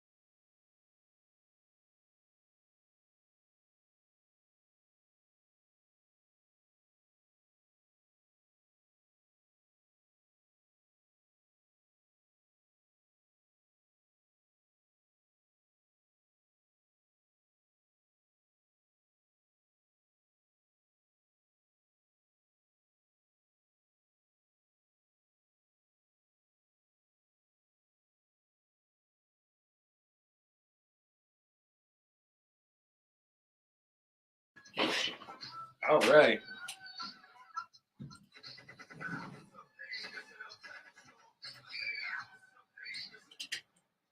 Got to play the new national anthem every now and again. The sound of bullets ringing out in the streets is the way we party. It's what we do nowadays. But we're not talking about that anymore. We're going to talk about another kind of gunfire. Out of this world sex. Let's get rid of this. There we go. Bob's not back yet, but we're going to start without him. Just like a typical sexual experience, we're going to start without the guy. That way he'll last longer. Just kidding, Bob. I don't know how long you last in the sack. This is a story about anal probes and stuff like that. UFOs had sexual encounters with witnesses and left one woman pregnant, according to a bombshell Pentagon document. Now, let me say this. This story is more than likely complete and utter bullcrap. But we're going to talk about it anyway because it has to do with sexual encounters with aliens. I'm all for it because I haven't had out of this world sex in a while. Even left a woman pregnant. This is according to the Defense Intelligence Agency, the DIA. And if you're familiar with the Freedom of Information Act, well, then you know this is where they got their story. The report is titled Anomalous Acute and Subacute Field Effects on Human and Biological Tissues. It's a mouthful. We don't mind a mouthful on this show. Anomalous acute and subacute field effects on human and biological tissues. Investigating injuries to the human observers by anomalous advanced aerospace systems. So basically, they're investigating the health impact of sexual intercourse with aliens on humans who have had paranormal experiences. So women, if you're in a straight relationship and you've orgasmed in the past couple years, it was probably an alien because your husband is not possibly capable of that. Just saying. We know how husbands are. These include bizarre occurrences. According to this document. Hello, Bob. You got here just in time for the anal probe. Timing is everything. Apparent abductions, unaccounted for pregnancies. Who's the damn fool guy that'll buy that one? Unaccounted for pregnancy. Like, how does that happen? An immaculate conception. Well, there was only one to get away with that. Right. Yeah, there was only one that can get away with it. I don't know if she sold life insurance, but she would have had a lucrative career in sales having believed that. Like, so nobody put anything in there, but you're pregnant. That's right. Okay, yeah. They've also encountered sexual experiences with aliens and telepathy, yeah, and perceived teleportation. 5 reported sexual encounters between aliens and humans in this study. And the study consisted of? So you're telling me that the aliens are horny too. And what kind of information are you getting from sticking a probe in my ass? Other than temperature? Hence the question, what were they studying? Yes. Is the inner core the same temperature as the surface? And what good does that do? Is my cloaca 98.7? It's warm in here right now. I've had this heater going all day. I actually turned the heater off. It's a sign of spring.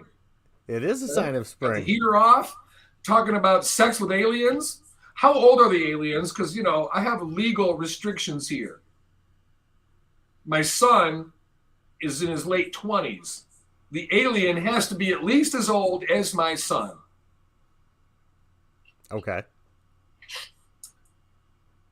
Humans have been found to have been injured from exposures to anomalous vehicles, especially airborne, when in close proximity. What does that even mean? What is an anomalous vehicle? Wait, semen? No. Well, how else would you get the baby in there? You got to drive it through somehow. Mm-hmm. Injuries from burns, like radiation burns, damage to the brain, impact to our nervous system. All these things that we're calling Parkinson's and other things, they're attributing to having had an encounter with the ET. Oh. These are all incidences and accidents that have been quote unquote accurately reported, medical data acquired to support these claims, hypotheses. So they're ATDs, alien transmitted diseases. Come again? Alien transmitted diseases. They're ATDs, not STDs. Alien, yeah, you could. What would that do? Make your semen glow green? I don't know. I don't know. Maybe make it taste different. Pineapple don't work. What does the galaxy taste like anyway? What's that? I said, what does the galaxy taste like anyway? Now, if you want to do a study on something. Probably a lot like my cloaca. The Milky Way, if you will. Poltergeists, crop circles, spontaneous human combustion, alien abductions. Could you imagine just sitting there and all of a sudden, poof, I just catch fire and I'm gone in a pile of dust? Like, got a dustpan? Do we put her out first? What do we do? Like, I know most of my friends would try to put me in a bowl and smoke me. She's still got a few flaming embers going there. I'm offended by that. I'm not a flamer. Thank you. I use my ball gag as an anal bead. Oh, my. Well, that way it don't fall out. Ow. You know. Yow, yow, yow. This is an actual document that has been unclassified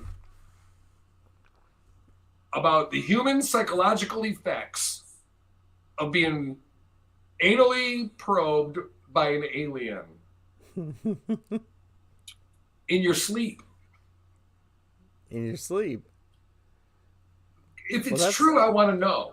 If it's true, I want to meet the guy. Like, let's go to dinner. What do you guys eat on your planet? What do you do? What do you do for fun? Do you play cricket? You know, this all could be very legit and down to earth, so to speak. They could be med students studying colonoscopy. Pete, that's true. Who gets into that? Like, when I grow up, I'm going to be a colonoscopy doctor. What the? I don't know how you. I've never interviewed a gastroenterologist before. Maybe their scores are real low. They're good enough to be a doctor, but not a heart doctor. Like, you can work on their ass. We'll work on their brain and heart. Mm-hmm. That way, if things go wrong, no big deal. We put a diaper on them, call it good.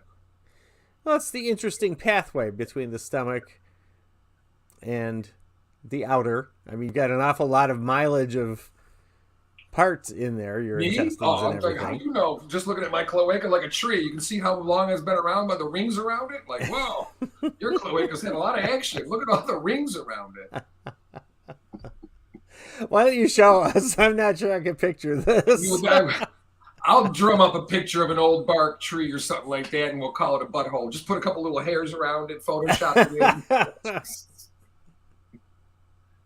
Oh, lordy. Where we at? All right. Making sure we don't run over time or nothing today. We were really running over today. What, Bob? I said, nope. Aliens doing probing. We're hearing it all here.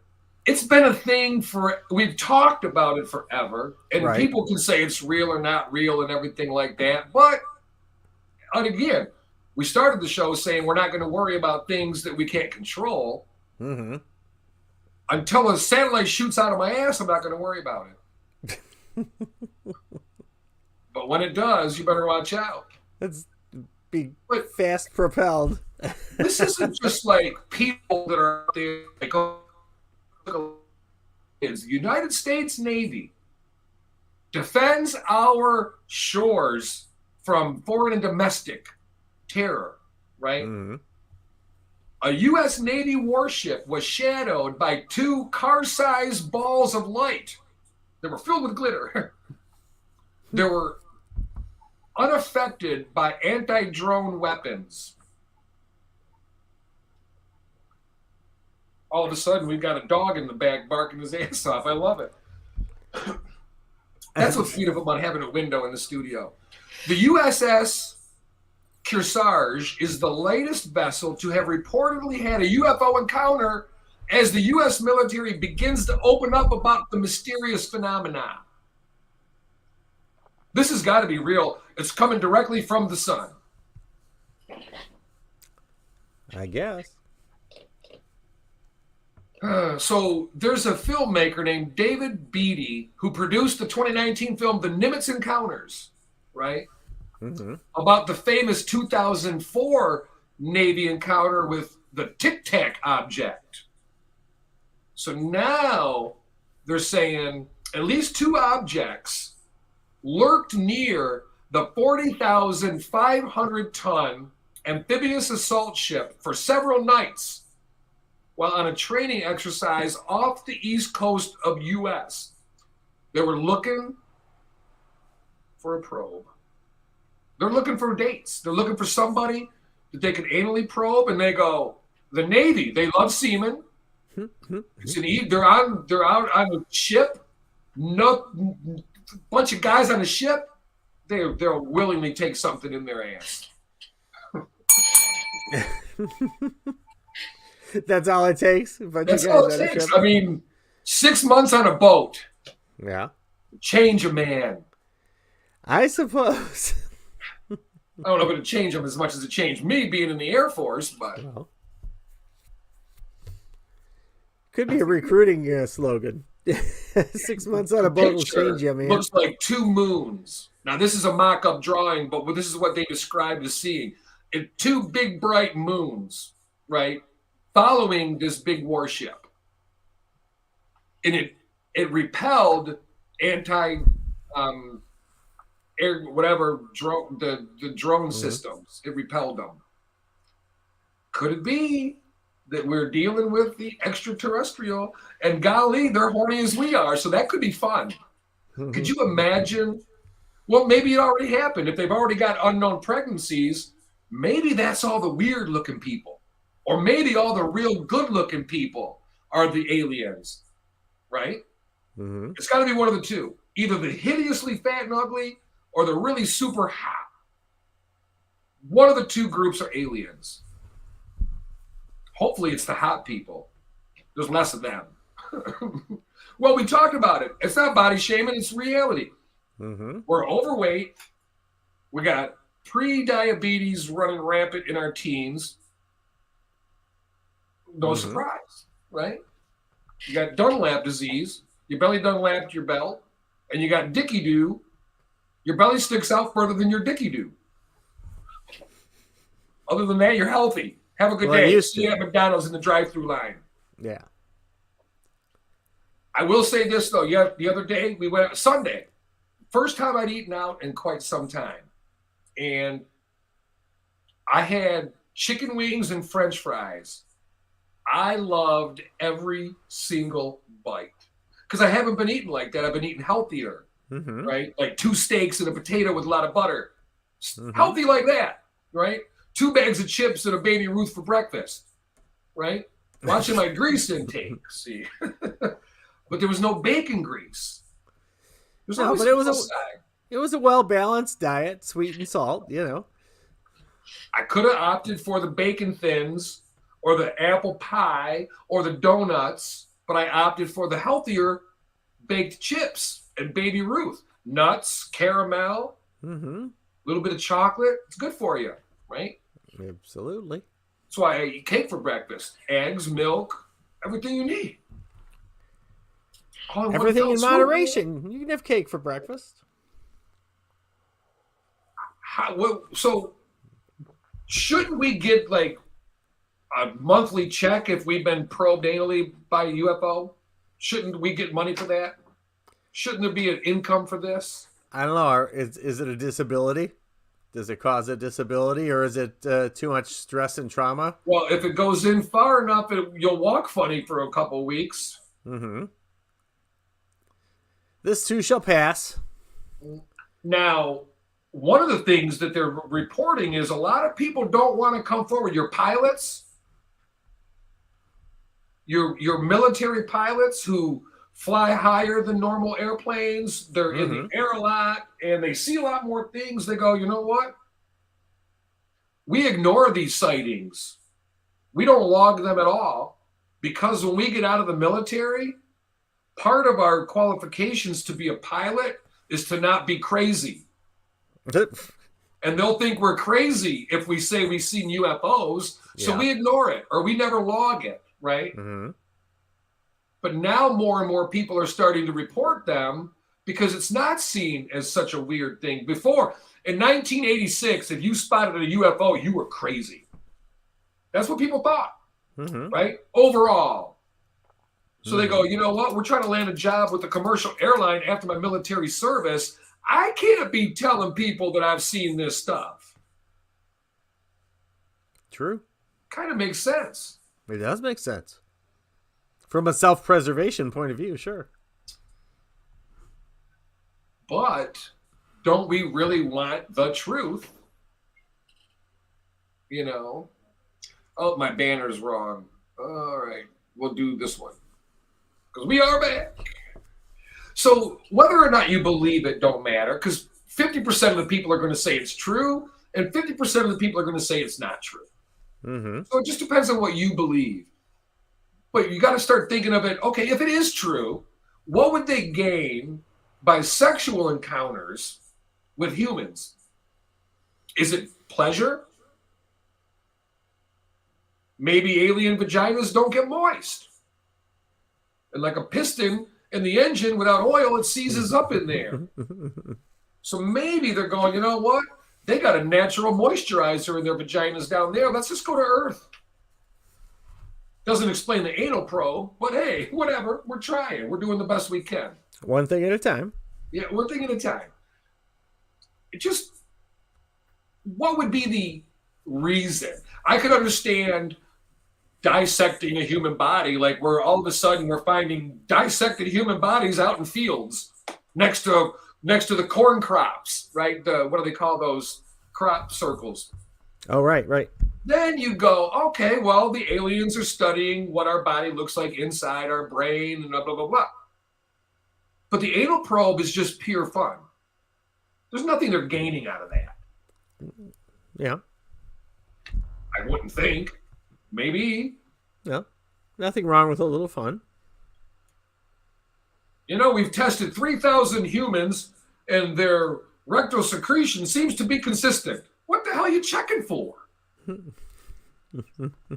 Just makes you wonder, right? If it's true, because as soon as people think of aliens and anal probes, they go, "Whoa, I'm not gay. Ain't gonna be don't do that to me." Well, what would be the reason? Can't think of a good one. They get horny and can't control themselves, so they come down to Earth and they pick a man's butt.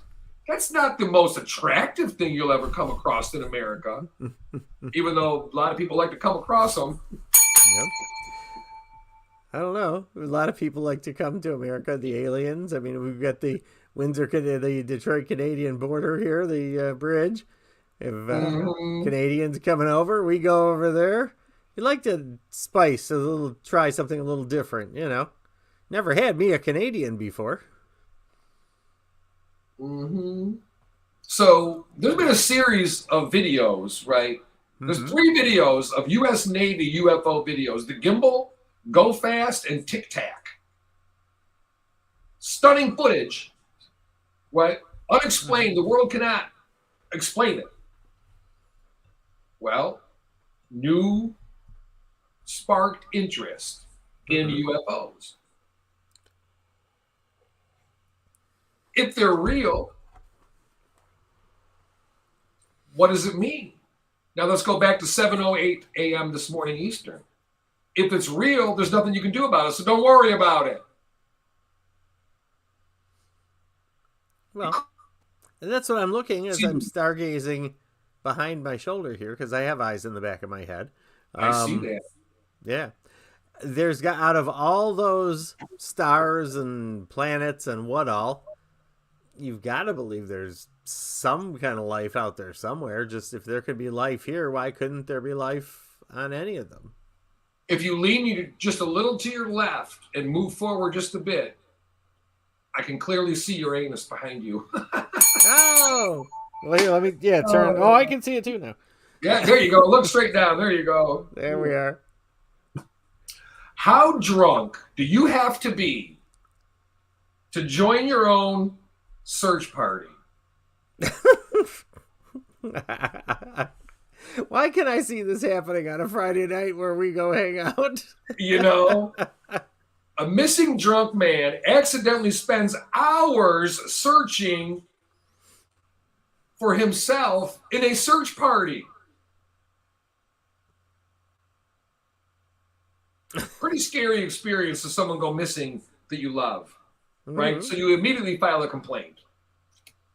Well, they don't always end well, like Gabby Petito, right? Brian Laundrie. They don't always, that's not always the case, though. This is in Turkey. A 50-year-old man, Beyhun Mutlu, Bihan Mutlu, went out drinking with friends. His wife becomes concerned because she can't reach him on his cell phone. His friends say, oh, he wandered off into the forest. Well, the search began. Nighttime, it's dark, right? They're sitting there, they got the name. They're all searching for hours, right? Mm-hmm. One of the volunteers nearby goes, who are we looking for? And they say his name. And he goes, wait, I'm here. He'd been searching with them for hours, but didn't know they were looking for him. Wait, he joined the search party. He's looking for hours until someone finally calls out his name and goes, well, I'm here. Do you get the reward for finding him? But my question is, if you're in a group of, this is how, I'm not really feeling really safe and sound now with my group of friends who decided, you know what? We're gonna go looking for him. The group, the party, what were you looking for? He was with you and you didn't realize it. But it was a joke. Because they told him, the guys knew he wasn't missing. Mm-hmm. Right? So they do it as a joke, and his being drunk, he's out doing his thing, wandered away. Mm-hmm. Well, when they finally realized what was going on, he said, please don't punish me too harshly. My father will kill me. Oh, wait, we got the birthday song going on. Damn it.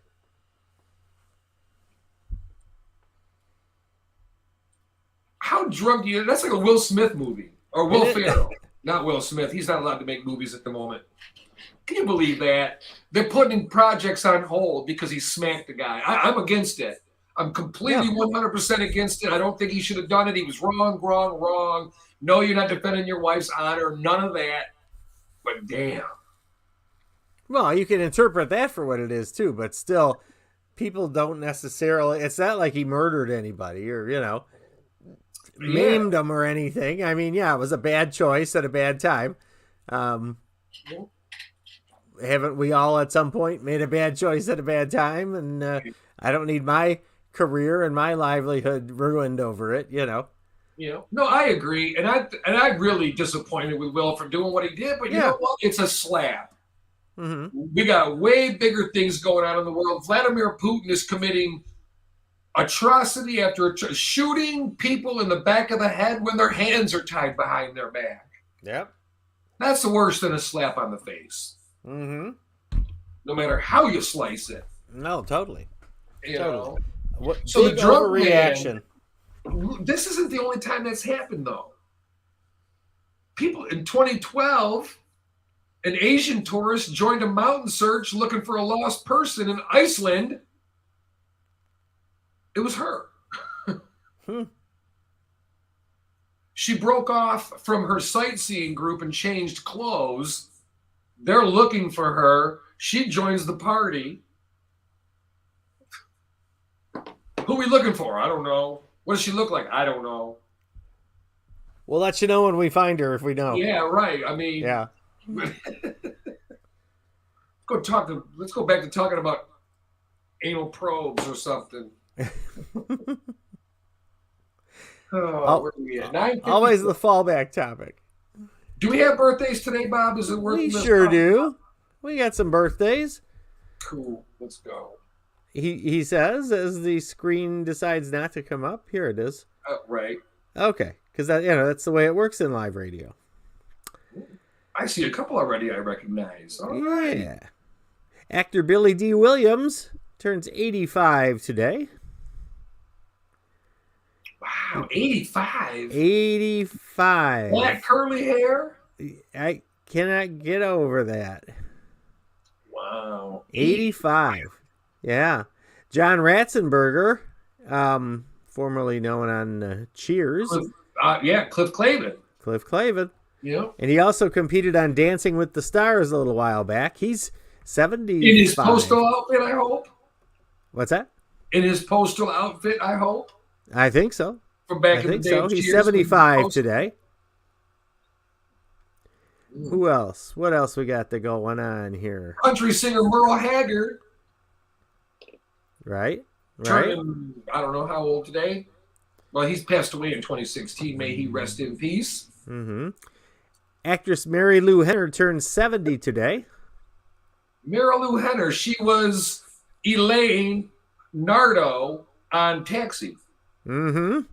I remember that name. See, look at 70 she is today. My memories serve me well. They sure do. No, my memory. I got mixed up the word. They all do. They both serve you well. They do. Actor Zach Braff turns 47. Ooh. You remember what was the Growing Pains, I believe? Yes. No. Not she was Growing. in Full House. Full House. Cameron. Yeah, Candace Cameron Burr or Buer turns 46 today. Mm-hmm. Paul Rudd. Clueless, 40-year-old virgin, I love you. Man, Ant-Man, Anchorman. Jeez. Really, man. 40-year-old, that's where because I saw his face, I'm going, I know I've seen him in movies, but what ones? I can't remember, as usual. It's anything with a man that's not a superhero, apparently. Lady Man. Uh-huh. That'd be Paula Rudd. I'm out of birthdays, so I can care That's less. pretty much the highlights. Indeed. Well, if you're celebrating your birthday today, happy birthday, Merry Christmas. We'll get you an anal probe for your birthday. There you go. You heard it here fun. first. And word of the day, if you have one. Word of the day. We're jumping around here trying to find it here. Oh, all right. Give me just a minute. There's a few of them, but we want to just have one that's... Take your time. Listen. 4 life choices. Coming soon to a Sapphire'S soup du jour near you. Okay, the word of the day.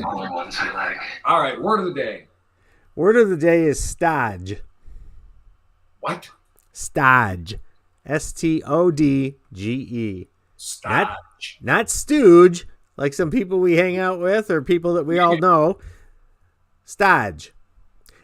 To stodge is to cram stuff. To cram stuff or gorge with food. You want to stodge my cloaca with your love? Sounds like a song. Sentence. That's a song. Yeah. So anyway, if you're going out to lunch today and gonna hit the buffet, don't stodge yourself. Cram stuff or gorge with food. You just gonna look at me funny, or are you gonna stodge my cloaca? What's going on here? What? Now there's a choice. There's an option. What do we do? Anything and running through the gutter, no matter what. We spend plenty of time in the gutter.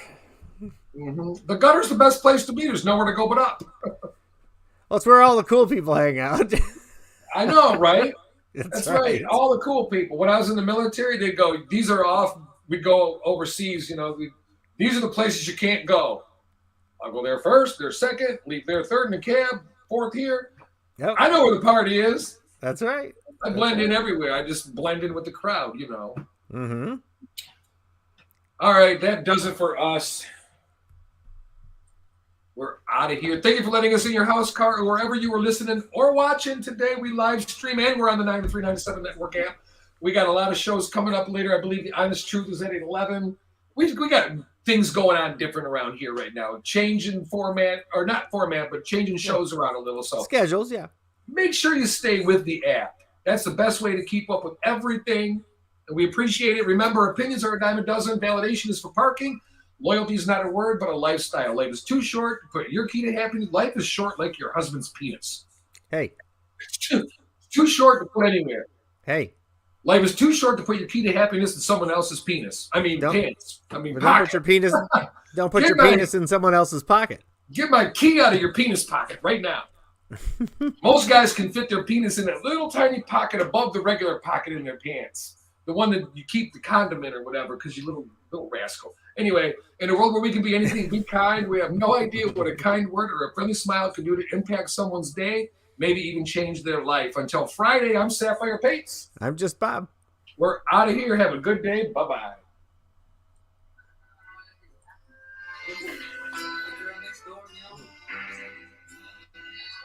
Well, that was fun. All right. It's always enjoyable. This is the end of the broadcast. Have a good day. See you Friday. Thanks for watching. Thanks for listening.